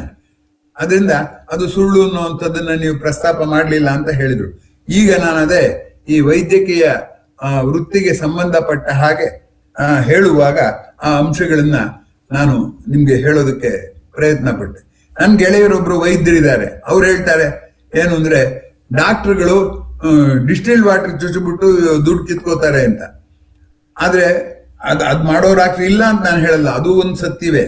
ಆದ್ರೆ ಎಲ್ಲಾ ಸಂದರ್ಭದಲ್ಲೂ ಹಾಗಲ್ಲ. ನಾವು ಇಂಜೆಕ್ಷನ್ ಕೊಡಲ್ಲ ಅಂದ್ರೆ, ಇಲ್ಲ ಡಾಕ್ಟ್ರೆ ನಂಗೆ ಕಾಯಿಲೆ ಜಾಸ್ತಿ ಇದಾವೆ, ಇಂಜೆಕ್ಷನ್ ಕೊಟ್ರೆ ನಂಗೆ ವಾಸಿ ಆಗೋದು ಅಂತ ರೋಗಿಗಳನ್ನ ನಂಗೆ ತೋರಿಸ್ಬಿಟ್ಟು ವೈದ್ಯರು, ನಾನು ಅವ್ರ ಕ್ಲಿನಿಕಲ್ ಹೋಗಿ ಕೂತ್ಕೋತಿದ್ದೆ ಕೋಲಾರದಲ್ಲಿ, ಶಂಕರಪ್ಪ ಅಂತ ಅವರು, ಡಾಕ್ಟರ್ ಶಂಕರಪ್ಪ ಅಂತ ಅವರು ಹೇಳ್ತಿದ್ರು, ಹೀಗೆ ನೋಡಿ ನಿಮ್ಮ ಎದುರಿಗೆ ತೋರಿಸ್ತೀನಿ ನೋಡಿ, ನಾನು ಇಂಜೆಕ್ಷನ್ ಕೊಡಲ್ಲ ಅಂತೀನಿ, ಅವ್ರು ಕೊಡೋವರೆಗೂ ಬಿಡೋದಿಲ್ಲ ಅಂತ.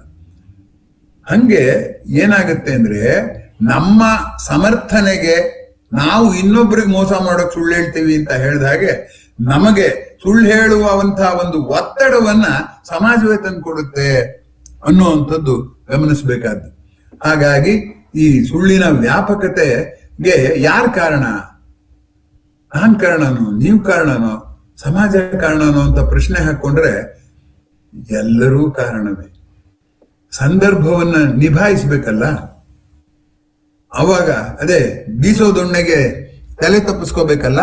ಅಂತ ಸಂದರ್ಭದಲ್ಲಿ ಅನೇಕ ಸುಳ್ಳುಗಳನ್ನ ಹೇಳ್ತೀವಿ. ಆಮೇಲೆ ಇನ್ನೊಂದು, ನೀವು GN ರಾಮಚಂದ್ರನ್ ಅಂತ ಒಬ್ರು ಮಿದುಳಿನ ಬಗ್ಗೆ 3-4 ಪುಸ್ತಕಗಳು ಬರೆದಿದ್ದಾರೆ. ಅದು ಓದೋಲಿಕ್ಕೆ ಯೋಗ್ಯವಾದ್ದು, ಸಾಮಾನ್ಯ ಜನಕ್ಕೆ ಅದು ತುಂಬಾ ತಿಳಿವನ್ನು ಕೊಡುವಂಥದ್ದು. ಮನಸ್ಸಿದೆಯಲ್ಲ, ಅದು ಯಾವತ್ತೂ ಲಾಜಿಕಲ್ ಅಲ್ವೇ ಅಲ್ಲ. ಅದು ಏನ್ ಕಲ್ಪಿಸ್ಕೊಳ್ಳುತ್ತೋ ಅದನ್ನೇ ನಂಬುತ್ತೆ, ಅದರಿಂದ ಅನುಕೂಲ ಆಗುತ್ತೆ ಅಂತ ಹೇಳ್ತಾರೆ. ಅದು ನಾನು ಗಮನಿಸಬೇಕು, ನಮ್ಮ ಗಮನಕ್ಕೆ ತರಕ್ ಪ್ರಯತ್ನ ಪಡುವಂಥದ್ದು. ಒಬ್ಬ ಮನುಷ್ಯನಿಗೆ ಕಾಲಿಲ್ಲ ಅಂತ ಅವನ ಮನಸ್ಸಿಗೆ ಬಂದ್ಬಿಟ್ರೆ ಕಾಲಿದ್ರೂ ಇಲ್ಲದೆ ಇರೋ ಹಾಗೆ ನಡ್ಕೋತಾನೆ, ಅಥವಾ ಕಾಲಿದೆ ಅಂತ ಆದ್ರೆ ಕಾಲು ಈಗ ಅಪಘಾತ ಆಗಿರುತ್ತೆ, ಕಾಲು ಮುರಿದೋಗಿರುತ್ತೆ ಅವನ್ಗೆ, ಇರಲ್ಲ. ಆದ್ರೆ ಅವನು ಕನಸಿನಲ್ಲಿ ಅವನ ಕಾಲಿರೋ ಹಾಗೆ ಕನಸು ಬೀಳುತ್ತೆ ಅಂತ ಎಲ್ಲ ಹೇಳ್ತಾರೆ. ಅವ್ರು ಹೇಳುವಾಗ ಈ ಮನಸ್ಸಿದೆಯಲ್ಲ, ಆ ಮನಸ್ಸು ಸತ್ಯಕ್ಕೂ ಸುಳ್ಳಿಗೂ ಏನು ವ್ಯತ್ಯಾಸ ಇಲ್ಲ ಮನಸ್ಸಿನ ವಿಷಯದಲ್ಲಿ. ಕೆಲವು ಸರಿ ನಾವು ಕಷ್ಟಪಡೋದು ನಾವು ಎದುರಿಸಿರೋ ತೊಂದರೆಯಿಂದ, ನಾವು ಎದುರಿಸಿರೋ ಸತ್ಯದಿಂದ ಅಂತ ಅನೇಕರು ಹೇಳ್ತಾರೆ. ಆದ್ರೆ ನಿಧಾನವಾಗಿ ಆಲೋಚನೆ ಮಾಡಿದ್ರೆ ಒಂದು ವಿಚಿತ್ರ ಗೊತ್ತಾಗುತ್ತೆ. ನಮ್ಮನ್ನ ಸತ್ಯ ಹಿಂಸೆ ಕೊಡೋದಕ್ಕಿಂತ ಹೆಚ್ಚಾಗಿ ಹಿಂಸೆ ಕೊಡೋದು ಯಾವುದು ಅಂದ್ರೆ ಸತ್ಯವನ್ನು ಆಧರಿಸಿದ ಕಲ್ಪನೆಗಳು. ಈಗ ನಾವು ಆಸ್ಪತ್ರೆಗೆ ಹೋಗಿರ್ತೀವಿ, ನಿಮ್ಮದೇನೋ ಟೆಸ್ಟಿಗೆ ಕಳಿಸಿದೀವಿ, ಕ್ಯಾನ್ಸರ್ ಅಲ್ವೋ ಅಂತ ಹೇಳ್ತಾರೆ ಅಂತ ಇಟ್ಕೊಳ್ಳೋಣ. ಆ ಫಲಿತಾಂಶ ಬರೋವರೆಗೂ ನಂಗೆ ಕ್ಯಾನ್ಸರ್ ಇದೆಯೋ ಇಲ್ವೋ ಅಂತ ನಾವು ಎಷ್ಟು ಎಡಪಡಿಸ್ತೀವಿ. ನಮಗೆ ಸತ್ಯ ಗೊತ್ತಿಲ್ವಲ್ಲ. ಸತ್ಯ ಗೊತ್ತಾದ್ಮೇಲೆ ನಾವು ನಿರಾಳ ಕಿರಣ ಅಂತ ಇರೋಕೆ ಯಾರಿಗಾರು ಸಾಧ್ಯ ಆಗುತ್ತೋ?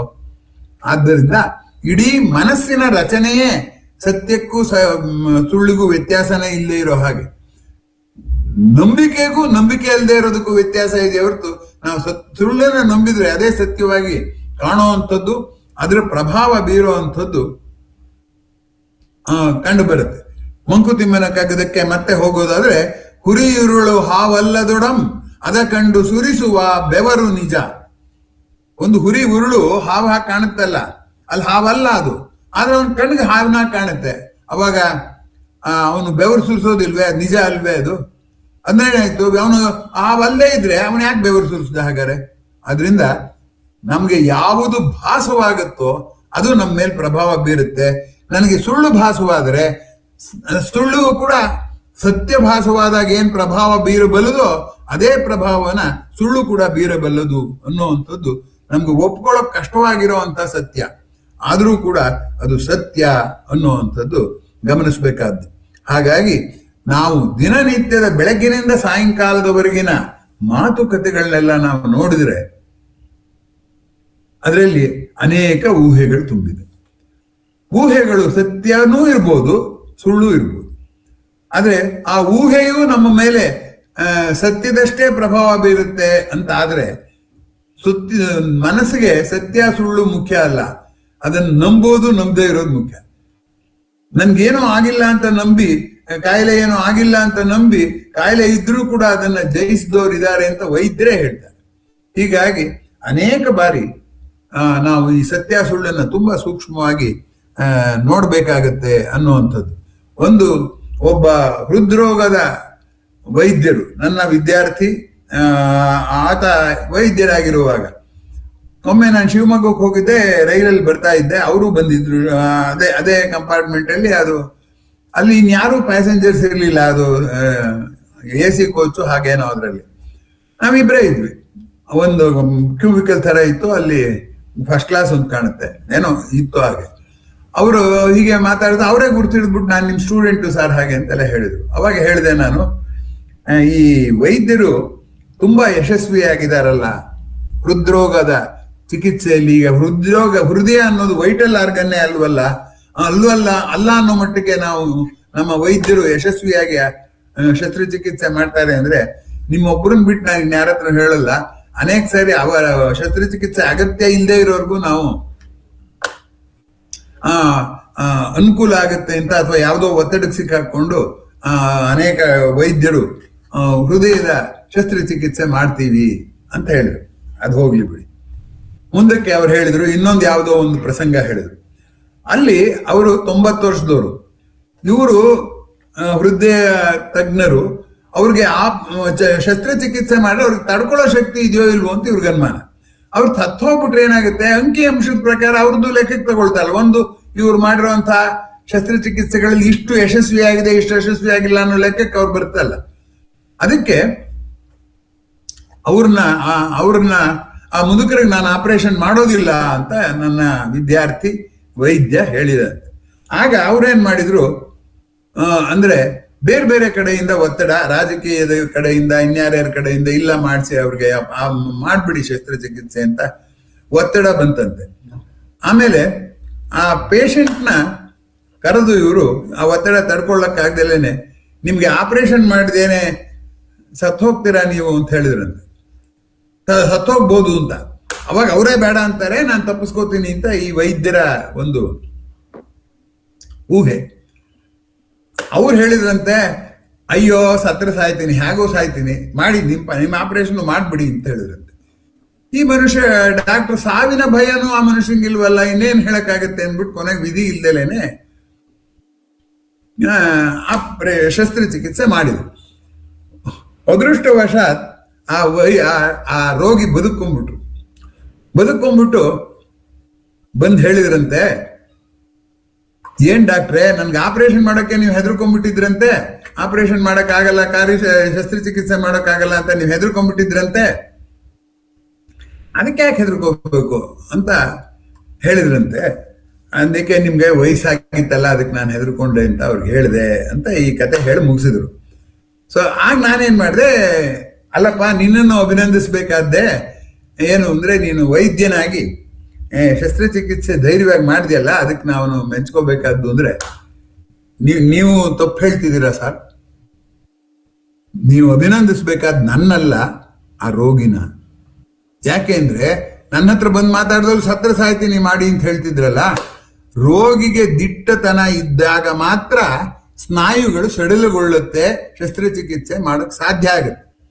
ಯಾವಾಗ ರೋಗಿ ಬಿಗುವಿನಿಂದ ಈಗ ಸಾಯ್ತೀನೋ ಆಗ ಸಾಯ್ತೀನೋ ಅಂತ ಅವನ್ ಬಿಗುವಿನಿಂದ ಇದ್ರೆ, ನಮ್ಮ ಎಷ್ಟೇ ಕೌಶಲ್ಯದಿಂದ ಮಾಡಿದ್ರು ರಕ್ತಸ್ರಾವನೂ ಜಾಸ್ತಿ ಆಗುತ್ತೆ, ಸಾಯೋ ಸಾಧ್ಯತೆ ಕಡಿಮೆ ಆಗುತ್ತೆ. ಅದರಿಂದ ನೀವು ನಮ್ಮ ಮೇಷ್ಟ್ರು ಅಂತ ತಿದ್ದಿದೆ ಅಂತ ಅನ್ಕೋಬೇಡಿ. ವೈದ್ಯನ ದಿಟ್ಟತನಕ್ಕಿಂತ ರೋಗಿಯ ದಿಟ್ಟತನವೇ ಕಾಯಿಲೆ ವಾಸಿ ಆಗೋದ್ರಲ್ಲಿ ಅದು ವಿಶೇಷವಾಗಿ ಶಸ್ತ್ರಚಿಕಿತ್ಸೆಯಲ್ಲಿ ಪ್ರಧಾನವಾಗುತ್ತೆ. ಆದ್ರಿಂದ ಇನ್ಮುಂದೆ ನೀವು ಯಾವ್ದಾದ್ರು ಶಸ್ತ್ರಚಿಕಿತ್ಸೆ ಯಶಸ್ವಿಯಾಗಿ ಆಗೋದಾದ್ರೆ ಅದಕ್ಕೆ ವೈದ್ಯರನ್ನು ಅಭಿನಂದಿಸುವುದಕ್ಕೆ ಮೊದಲು ರೋಗಿಯನ್ನು ಅಭಿನಂದಿಸಬೇಕು.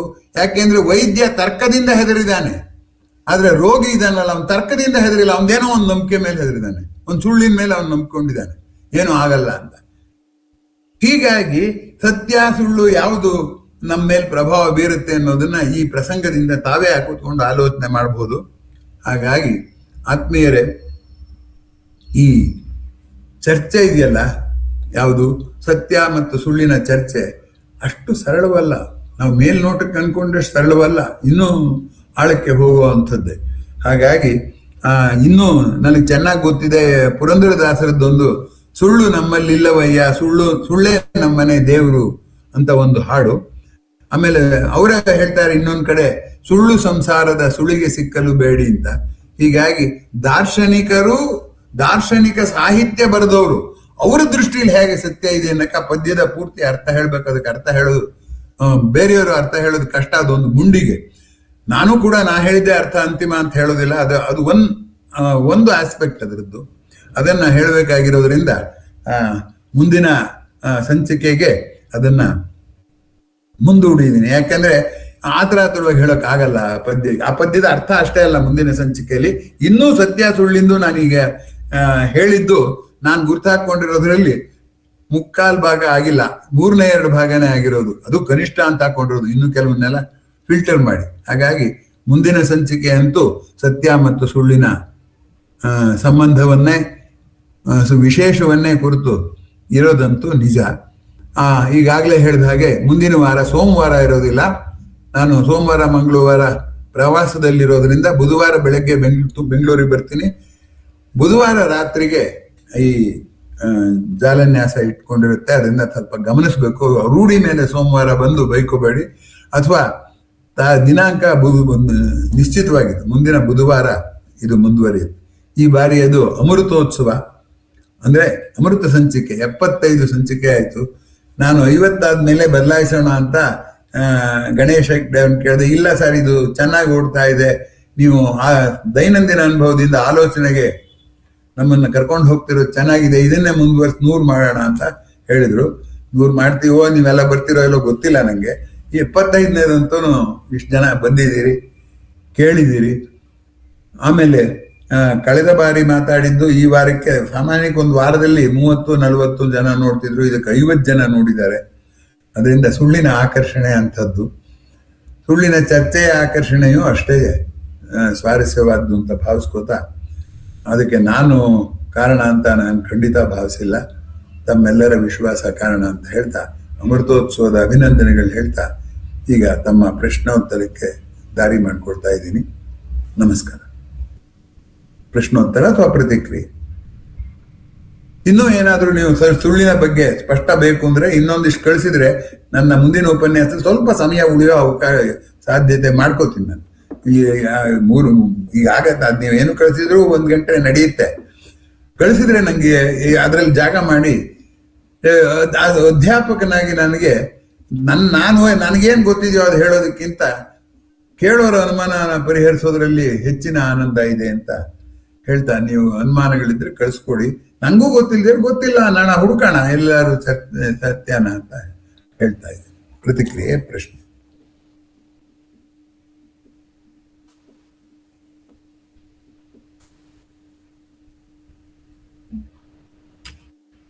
ಹಲೋ, ನಮಸ್ಕಾರ ಸರ್. ನಾರಾಯಣರಾವ್ ಹೇಳಿ. ಹೌದು ಸರ್, ಇಷ್ಟು ಸ್ವಲ್ಪ ಬ್ಯುಸಿ ಆಗಿತ್ತು, ಸಿಕ್ಕಿರ್ಲಿಲ್ಲ. ಈ ಸುಳ್ಳಿನ ಬಗ್ಗೆ ತಮ್ಮ ಉಪನ್ಯಾಸ ತುಂಬಾ ಚೆನ್ನಾಗಿತ್ತು. ಸುಳ್ಳನ್ನು ನೋಡ್ತಾ ಕೆಲವು ಅಬ್ಸರ್ವ್ ಮಾಡಿದೀನಿ, ಕೆಲವು ಆಗ್ಲಿಲ್ಲ. ಅದಕ್ಕೆ ಇವತ್ತಿನ ಬಗ್ಗೆ ಒಂದ್ ಡೌಟ್ ಕೇಳ್ತೀನಿ ಅಷ್ಟೇ. ಈ ಸುಳ್ಳನ್ನು ಸತ್ಯ ಅಂತ ನಂಬಿಸೋ ಬಗ್ಗೆ ತಮ್ಮ ಉಪನ್ಯಾಸ ತುಂಬಾ ಚೆನ್ನಾಗಿತ್ತು, ಇದಾಗಿದೆ. ಆದ್ರೆ ಮಹಾಭಾರತದಲ್ಲಿ ಸತ್ಯವನ್ನೇ ಸುಳ್ಳು ಅಂತ ಬಿಂಬಿಸೋ ಒಂದು ಪ್ರಸಂಗ ಬರುತ್ತೆ. ಅಶ್ವತ್ಥಾಮೋ ಹತ ಕುಂಜರ ಸ್ವಯಂ ಗದ ಇತಿ ಕುಲ ವ್ಯಾಕೃತಂ ಸತ್ಯವಾಚ್ಯ ಅಂತ. ಸೊ ಸತ್ಯವನ್ನೇ ಸುಳ್ಳು ಹೇಳುವಂತ ಪ್ರಸಂಗ ಅದನ್ನ ಯಾವ ರೀತಿ ವಿಮರ್ಶಿಸಬಹುದು ಅಂತ? ಇದು ವಿಮರ್ಶೆಯ ಪ್ರಶ್ನೆ ಅಲ್ಲ ಸರ್. ನೀವೇನು ನಾನು ಈಗ ನೋಡಿ, ಸುಳ್ಳು ಹೇಳೋದು ಇದೆಯಲ್ಲ, ಸತ್ಯ ಹೇಳೋದು ಸುಲಭ ಅಲ್ಲ. ಅದು ಹೌದು, ಜನ ನಂಬಿಸ್ಬೇಕು. ಅದಕ್ಕೆ ಸುಳ್ಳಿಗೆ ಸತ್ಯದ ಉಡುಗೆ ಹಾಕ್ಬೇಕು ಅಲ್ವೇ? ಅದರಿಂದ ಆಮೇಲೆ ಒಂದು DVG ಹೇಗೆ ಪಾಪವೆಂಬುದೇನು ಸುಲಭ ಸಾಧನೆ ಎಲ್ಲ ತಾಪದಿಂ ಬೇಯದವನ ಅದವನೇ ಸಪ್ಪನಲ್ಲ ಅಂತ ಇದೆ. ಹಾಗಾಗಿ ಪಾಪ ಕಾರ್ಯ ಮಾಡೋಕೆ ಹೇಗೆ ಅವನು ಕಷ್ಟ ಆದ್ರೂ ಮಾಡ್ತಾನೋ, ಹಾಗೆ ಸುಳ್ಳು ಹೇಳೋದು ಅಷ್ಟು ಸುಲಭ ಕಾರ್ಯ ಅಲ್ಲ. ಈಗ ಆಯ್ತು, ಅಶ್ವತ್ಥಾಮ ಕುಂಜರಹ ಅನ್ನೋದೇ ತಗೊಳ್ಳಿ. ಅವ್ನು ಹಾಗೆ ಹೇಳದೆ ಹೋಗಿದ್ದಿದ್ರೆ ಏನು ದ್ರೋಣನ್ನ ಸಾಯಿಸಕ್ಕೆ ಸಾಧ್ಯ ಇರಲಿಲ್ಲ. ಆದ್ರಿಂದ ದ್ರೋಣನ್ನ ಸಾಯಿಸಬೇಕಾದ ಇಕ್ಕಟ್ಟಿಗೆ ಸುಳ್ಳು ಹೇಳಬಾರ್ದು ಅನ್ನೋದನ್ನ ಒಂದು ಇದನ್ನ ಮಾಡಿ ಕುಂಜರಹ ಅಂತ ಕೇಳಿಸಿದ ಹಾಗೆ ಮಾಡಿರುವಂತದ್ದು ಅನ್ನೋದು ಎಲ್ರಿಗೂ ಗೊತ್ತಿರುವಂತದ್ದು. ಆಗ್ಲೇ ವಿಶ್ಲೇಷಣೆ ಆಗಿರೋದು, ನಾನೇನ್ ವಿಶ್ಲೇಷಣೆ ಮಾಡ್ಬೇಕಾಗಿಲ್ಲ. ಪ್ರಶ್ನೆ ಇರೋದೇನಪ್ಪಾ ಅಂದ್ರೆ, ಸತ್ಯವನ್ನ ಹೇಳ್ದವನ್ ನೋಡಿ ಅವನು ನಿರಾಳವಾಗಿರ್ತಾನೆ. ಯಾಕೆಂದ್ರೆ ನಾನು ಸತ್ಯ ಹೇಳಿದೀನಿ, ನೆನ್ಪಿಟ್ಕೊಳ್ಳೋಗೋದಿಲ್ಲ. ಸುಳ್ಳು ಹೇಳಿರೋನ್ ಹಾಗಲ್ಲ. ಆ ಸುಳ್ಳು ಹೇಳಿದ್ದನ್ನ ನೆನ್ಪಿಟ್ಕೊಂಡಿದ್ದು ಪ್ರತಿ ಸರಿಯೂ ಅದಕ್ಕೆ ಬದ್ಧವಾಗಿ ನಡ್ಕೋಬೇಕು. ಅದರಿಂದ ನಿರಾಳವಾಗಿ ಬದುಕೋನು ಸತ್ಯ ಹೇಳೋನೆ ಹೊರತು ಸುಳ್ಳು ಹೇಳೋನಲ್ಲ. ಸುಳ್ಳು ಹೇಳೋಂಗೆ ಯಾವಾಗ್ಲೂ ಕಷ್ಟ. ಅವಾಗ ಏನ್ ಹೇಳಿದ್ದೆ ಅಂತ ಜ್ಞಾಪಕ ಇಟ್ಕೋಬೇಕಲ್ಲ. ಸೊ ಹೀಗಾಗಿ ಸುಳ್ಳಿನಲ್ಲಿ ಕಷ್ಟ ಇದೆ, ಸುಳ್ಳು ಹೇಳೋದ್ರಲ್ಲಿ ಕಷ್ಟ ಇದೆ, ಸತ್ಯ ಹೇಳೋದ್ರಲ್ಲಿ ಸುಖ ಇದೆ. ಆದ್ರೂ ಜನ ಸುಳ್ಳು ಹೇಳ್ತಾರೆ. ಯಾಕೆಂದ್ರೆ ಅದರಲ್ಲಿಂದ ಅವ್ರಿಗೆ ಇನ್ನೇನೋ ಅನುಕೂಲ ಇದೆ. ಈಗ ಅದೇ ಅಶ್ವತ್ಥಾಮ ಗುಜರ ಅನ್ನೋದ್ರಲ್ಲಿ ಅನುಕೂಲ ಇದೆ. ಯಾಕೆಂದ್ರೆ ದ್ರೋಣನ್ ಸಾಯಿಸ್ಬೇಕಾದ್ದು. ಹೀಗಾಗಿ ಇಲ್ಲಿ ಪ್ರಶ್ನೆ ಏನಪ್ಪಾ ಅಂತಂದ್ರೆ, ನಾವು ಜೀವನವನ್ನ ನೋಡೋದು ಅನುಕೂಲ ದೃಷ್ಟಿಯಿಂದಲೇ. ಅದಕ್ಕೆ ಭಗವದ್ಗೀತೆ ಕೃಷ್ಣ ಹೇಳ್ತಾನೆ, ಕೃಪಣಃ ಫಲಹೇತವಃ. ಒಂದು ಫಲದ ಸಲುವಾಗಿ ಕೃಪಣರಾಗ್ಬಿಟ್ಟಿದೀವಿ ನಾವು ಅನ್ನುವಂತ ಮಾತು ಹೇಳ್ತಾನೆ. ಹೀಗಾಗಿ ಇದು ನಾನು ಎಲ್ಲಾ ಪ್ರಶ್ನೆಗೂ ನೀವು ಪ್ರಶ್ನೆ ಕೇಳೋರು ನಾನು ಉತ್ತರ ಹೇಳೋನು ಅಂತ ನಾನು ಅನ್ಕೊಂಡೇ ಇಲ್ಲ. ನಾನು ಹೇಳಿಕೊಟ್ಟಿರೋದೇನಂದ್ರೆ, ಪ್ರಶ್ನೆಗಳನ್ನ ನಿಧಾನವಾಗಿ ನೋಡುವಂತ ಸ್ವಭಾವನ ನಾವೆಲ್ಲರೂ ಬೆಳೆಸ್ಕೊಳ್ಳೋಣ ಅಂತ. ಹೇಳಿದ್ದಕ್ಕೆ ನಾನು ಇಷ್ಟು ಹೇಳಿದೆ. ನನ್ನ ಪ್ರಕಾರ ಏನು ಅಂದ್ರೆ, ಈ ಚರ್ಚೆಯೇ ನಿಮಗೆ ಇದಕ್ಕೆ ದಾರಿ ಮಾಡ್ಕೊಡುತ್ತೆ ಅಂತ ನನ್ನ ಆಶಯ ಇರೋದು. ಪ್ರಶ್ನೆ ಕೇಳಿದ ನಂಗದು ಅದಕ್ಕೆ ಮಹಾಭಾರತದ ಒಂದು ಉದಾಹರಣೆ ಕೊಟ್ಟೆ. ಈಗ ಅದು ಪುರಾಣನೇ ಮೈಥಾಲಜಿ ಅಂತಾರೆ. ಅದ್ ನಡೆತೋ ಇಲ್ವೋ ಯಾರಿಗೂ ಗೊತ್ತಿಲ್ಲ. ಮೈಥಾಲಜಿನೋ ಹಿಸ್ಟ್ರಿನೋ ಅನ್ನೋದು ಒಂದು ಚರ್ಚೆ. ಹಿಸ್ಟ್ರಿ ಅಂದ್ರೆ ನಡೆದಿರೋದು ಅದರ ಉತ್ಪ್ರೇಕ್ಷೆ ಅಂತ. ಹಿಸ್ಟ್ರಿ ಆಗಿದ್ರು ಅದ್ರಲ್ಲಿ ಸುಳ್ಳಿದೆ. ಯಾಕಂದ್ರೆ ಇರೋ ಹಾಗೆ ಹೇಳಿಲ್ಲ, ಉತ್ಪ್ರೇಕ್ಷೆ ಮಾಡಿದ್ದಾರೆ. ಅಥವಾ ಮೈಥಾಲಜಿ ಅಂತಂದ್ರೆ ಅದರಲ್ಲೂ ಸತ್ಯ ಇದೆ. ಏನಂದ್ರೆ ಮನುಷ್ಯನ ವರ್ತನೆಯನ್ನ ಸೂಕ್ಷ್ಮವಾಗಿ ಕಥೆಯ ಮೂಲಕ ಹೇಳಿರೋದ್ರಿಂದ ಅದರಲ್ಲಿ ಭಾವ ಸತ್ಯ ಇದೆ, ಯಥಾರ್ಥ ಸತ್ಯ ಇಲ್ಲ, ಲಾಜಿಕಲ್ ಟ್ರೂತ್ ಇಲ್ಲ, ಆಯ್ತಲ್ಲ, ಭಾವ ಸತ್ಯ ಇದೆ. ಅದನ್ನ ನಾನು ಮುಂದಿನ ಬಾರಿ ಹೇಳ್ಬೇಕು. ಭಾವ ಸತ್ಯ ಅಂದ್ರೇನು, ತಾರ್ಕಿಕ ಸತ್ಯ ಅಂದ್ರೇನು. ಇವತ್ತು ಹೇಳ್ದಲ್ಲ ಒಂದು ಏನು ಅಂತಂದ್ರೆ, ಎಂತದ್ದು ಪರ್ಸೆಪ್ಚುಯಲ್ ಟ್ರೂತ್ ಅಂಡ್ ಕಾಸೇಷನಲ್ ಟ್ರೂತ್ ಅಂತ. ಹಾಗೆ ಭಾವ ಸತ್ಯ ಬೇರೆ, ಬುದ್ಧಿ ಸತ್ಯ ಬೇರೆ. ಅದನ್ನ ಮುಂದಿನ ಬಾರಿ ಹೇಳ್ತಾ ಇದ್ದೇನೆ. ನಿಮ್ಮ ಪ್ರಶ್ನೆಗೆ ಧನ್ಯವಾದಗಳು. ಧನ್ಯವಾದಗಳು ಸರ್. ಮತ್ತೆ ಯಾರಾದರೂ ಪ್ರಶ್ನೆ ಪ್ರತಿಕ್ರಿಯೆ? ನಮಸ್ಕಾರ ಸರ್. ಹೇಳಿ ನಮಸ್ತೆ. ಸೋಮಶೇಖರ್ ಅವರು. ಇದು ನೀವು ಪರಿಚಯ ಮಾಡ್ಕೋಬೇಕು. ನನಗೆ ಕಾಣ್ತಾ ಇದೆ ಸೋಮಶೇಖರ್ ಅಂತ, ಬೇರೆಯವ್ರಿಗೆ ಗೊತ್ತಾಗಲ್ಲ. ಅದು ಸರಿ ಸರ್. ಈಗ ನಾನು ಶುರುದಲ್ಲಿ ಈ ಸತ್ಯ ಸುಳ್ಳು ಇದೇನು ಒಂದ್ಸಲ ಮುದೋಗುತ್ತೇನೋ ಅನ್ಕೊಂಡೆ. ಅಗಾಧವಾದ ಇದು ಬೆಳ್ಕೊಂಡು ಹೋಗ್ತಿರೋ ನೋಡಿ ತುಂಬಾ ಆಶ್ಚರ್ಯವಾಗುತ್ತೆ ಸರ್. ಆಮೇಲೆ ಈ ಇಷ್ಟೊಂದು ಬಿಡಿಸಿ ಬಿಡಿಸಿ ಬಿಡಿಸಿ ತಾವು ಹೇಳ್ತಾ ಇರೋದು ನನಗೆ ಆಶ್ಚರ್ಯನೂ ಆಗುತ್ತೆ, ಸಂತೋಷನೂ ಆಗ್ತಾ ಇದೆ ಸರ್. ಆಮೇಲೆ ಅದೇ ಗುರಿ ಅಷ್ಟೇ. ಇನ್ನು ಮುಂದಿನ ಏನಿದೆಯಪ್ಪ ಎಷ್ಟಿದೆಯಪ್ಪ ಅನ್ಸುತ್ತೆ, ಅಷ್ಟೇ ಆನಂದ ಆಗುತ್ತೆ ಸರ್. ನೋಡಿ, ಕನ್ನಡಿಯಲ್ಲಿ ನಾನು ಮುಖ ನೋಡ್ತೀನಿ ನಿಂತೀನಿ. ನನ್ ಮುಖ ಎಲ್ಲಿ ನೋಡ್ತಿದ್ದೀನಿ? ನನ್ ಮುಖದೊಳಗಿರೋದೆಲ್ಲ ಕಾಣುತ್ತಾ? ಕಾಣುದ್ ಬರೇ ನನ್ನ ಮೇಲ್ಮೈ ಸರ್ಫೇಸ್ ಅಷ್ಟೇ. ಸರ್ಫೇಸ್ನೇ ನಾನು ಅನ್ಕೋತೀನಿ. ಎಷ್ಟ್ ಬೇಕು ನಾನು ಅಂದ್ರೆ ಯಾರು ಅನ್ನೋ ಪ್ರಶ್ನೆಗೆ ಯಾರೂ ಉತ್ತರ ಕೊಡದೆ ಇರೋ ಅಂತ ಸುಳ್ಳದು. ಹೌದು ಹೌದು ಹೌದು. ಸತ್ಯವಾದ ಉತ್ತರ ಕೊಡಕ್ಕಾಗದೇ ಇರುವಂತ ಸುಳ್ಳುಗಳು ಬೇರೆ ಇದೆ. ಅದನ್ನ ಮುಂದಿನ ನಿಮ್ಮ ಸಂತೋಷ ನನ್ನ ಸಂತೋಷ ಸರ್. ತುಂಬಾ ಸಂತೋಷ ಆಯ್ತು sir. Thank you sir. Thank you. ನಮಸ್ತೆ ಸರ್. ಹೇಳಿ. ಚೆನ್ನಾಗಿತ್ತು ಸರ್. ಸುಳ್ಳು ಅಂತಂದ್ರೆ ಅದೊಂದು ಋಣಾತ್ಮಕವಾದಂಥದ್ದು ಅನ್ನುವಂಥ ಭಾವನೆ ಇದ್ದದ್ದು. ಸುಳ್ಳಿನ ಸರಮಾಲೆಯನ್ನು ಹಾಗೆ ಈ ಸುಳ್ಳಿನ ಜಾಲನ್ಯಾಸವು ಅದು ಸರಮಾಲೆ ತರನೇ ಮುಂದಕ್ಕೆ ಹೋಗ್ತಾ ಇದೆ ಸರ್. ಈಗಾಗಲೇ ಹೇಳಿದಾಗೆ ಸುಳ್ಳಿನ ಆಳಕ್ಕಿಳಿದ್ರೆ ಅನೇಕ ಅಂಶಗಳು ಅದರಿಂದ ವ್ಯಕ್ತವಾಗುತ್ತೆ ಅನ್ನುವಂಥದ್ದು. ಅಲ್ಲ, ವಿಚಿತ್ರ.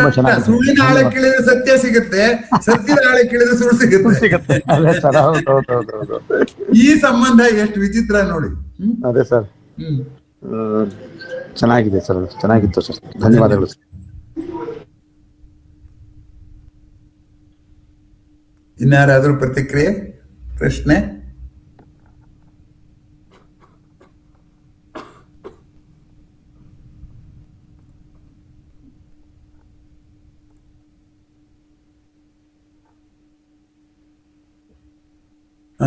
ಮಿತ್ ಅನ್ನೋ ಪದಕ್ಕೆ ತಗೊಳ್ಳಿ.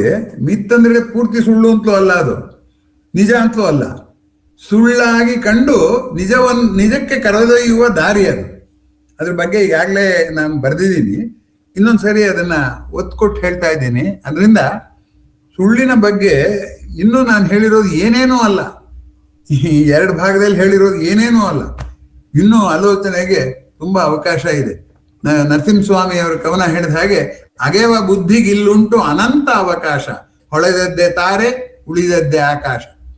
ಆಕಾಶದ ಕಡೆ ನೋಡ್ಬಿಟ್ಟು ಇದೇನು ಅಂದ್ರೆ ಆಕಾಶ, ಅದೊಂದು ನಕ್ಷತ್ರ ಇದೆ ಅಂದ್ರೆ ಅದೊಂದು ನಕ್ಷತ್ರ ಉಳಿದಿದ್ದ ಆಕಾಶ, ಇನ್ನೊಂದು ನಕ್ಷತ್ರ ಅದೊಂದು ನಕ್ಷತ್ರ ಉಳಿದಿದ್ದ ಆಕಾಶ. ಹಾಗೆ ಇದು ಅಗಾಧವಾದ ಚಿಂತನೆಗೆ ಅಣು ಮಾಡಿಕೊಡುವಂತ ಒಂದು ವಿಷಯ.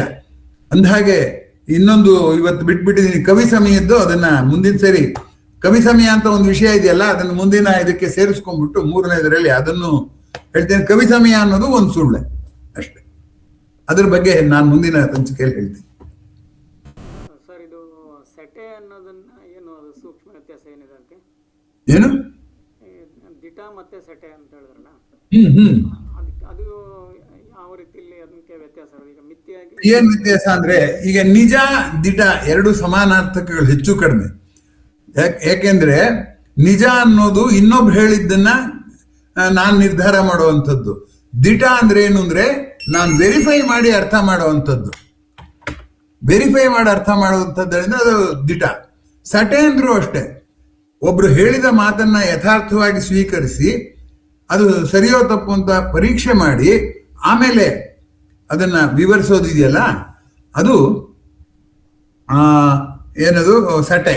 ಸಟೆ ಅಂದ್ರೆ ನಾನು ಹೇಳುವಾಗಿನ ಸತ್ಯ ಸುಳ್ಳು ಅಲ್ಲ, ಇನ್ನೊಬ್ರು ಹೇಳಿದ್ದನ್ನ ನಾನು ವೆರಿಫೈ ಮಾಡಿ ನೋಡ್ಬಿಟ್ಟು ದಿಟವೋ ಸಟಿಯೋ ಅಂತ ನಿರ್ಧಾರ ಮಾಡುವಂಥದ್ದು. ಅಂದ್ರೆ ಹೇಳಿದ್ದನ್ನ ನಿರ್ಧಾರ ಮಾಡಿ ತೀರ್ಮಾನಿಸಿದ್ದನ್ನ ಸಟೆ ಅಂತ ಕರೀತಾರೆ. ಕಾವ್ಯಗಳಲ್ಲೆಲ್ಲ ಸಟೆ ಅನ್ನೋ ಪದ ಹಾಗೆ ಬಂದಿದೆ, ದಿಟ ಸಟೆ ಅನ್ನುವಂಥದ್ದು. ಯಾವುದೋ ಒಂದು ಸಿನಿಮಾ ಹಾಡಲ್ಲೂ ಇದೆ, ದಿಟವೋ ಸಟೆಯೋ ಬರಿಯುಬ್ಬಟೆಯೋ ಅಂತ. ಇದು ಬಹುಶಃ ಸದಾರಮೆ ಅನ್ನೋ ಸಿನಿಮಾದಲ್ಲಿ ಇರಬೇಕು ಅಂತ ಕಾಣುತ್ತೆ.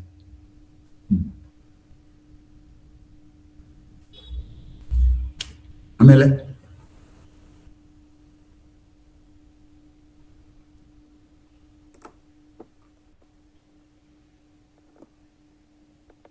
ಆ, ಅಮೃತೋತ್ಸವದಲ್ಲೂ ಕೂಡ ಸಂತೋಷದ ಫೀಡ್ಬ್ಯಾಕ್ ಕೊಟ್ಟ ಸೋಮಶೇಖರ್ ಅವರಿಗೆ ಮತ್ತು ಆ, ಅತ್ಯ ಉತ್ಕೃಷ್ಟವಾದ ಪ್ರಶ್ನೆಗಳನ್ನು ಹಾಕಿ ನನ್ನ ಉತ್ಸಾಹವನ್ನು ಹೆಚ್ಚಿದ ತಮ್ಮೆಲ್ಲರಿಗೂ ನನ್ನ ಅಭಿನಂದನೆಗಳು.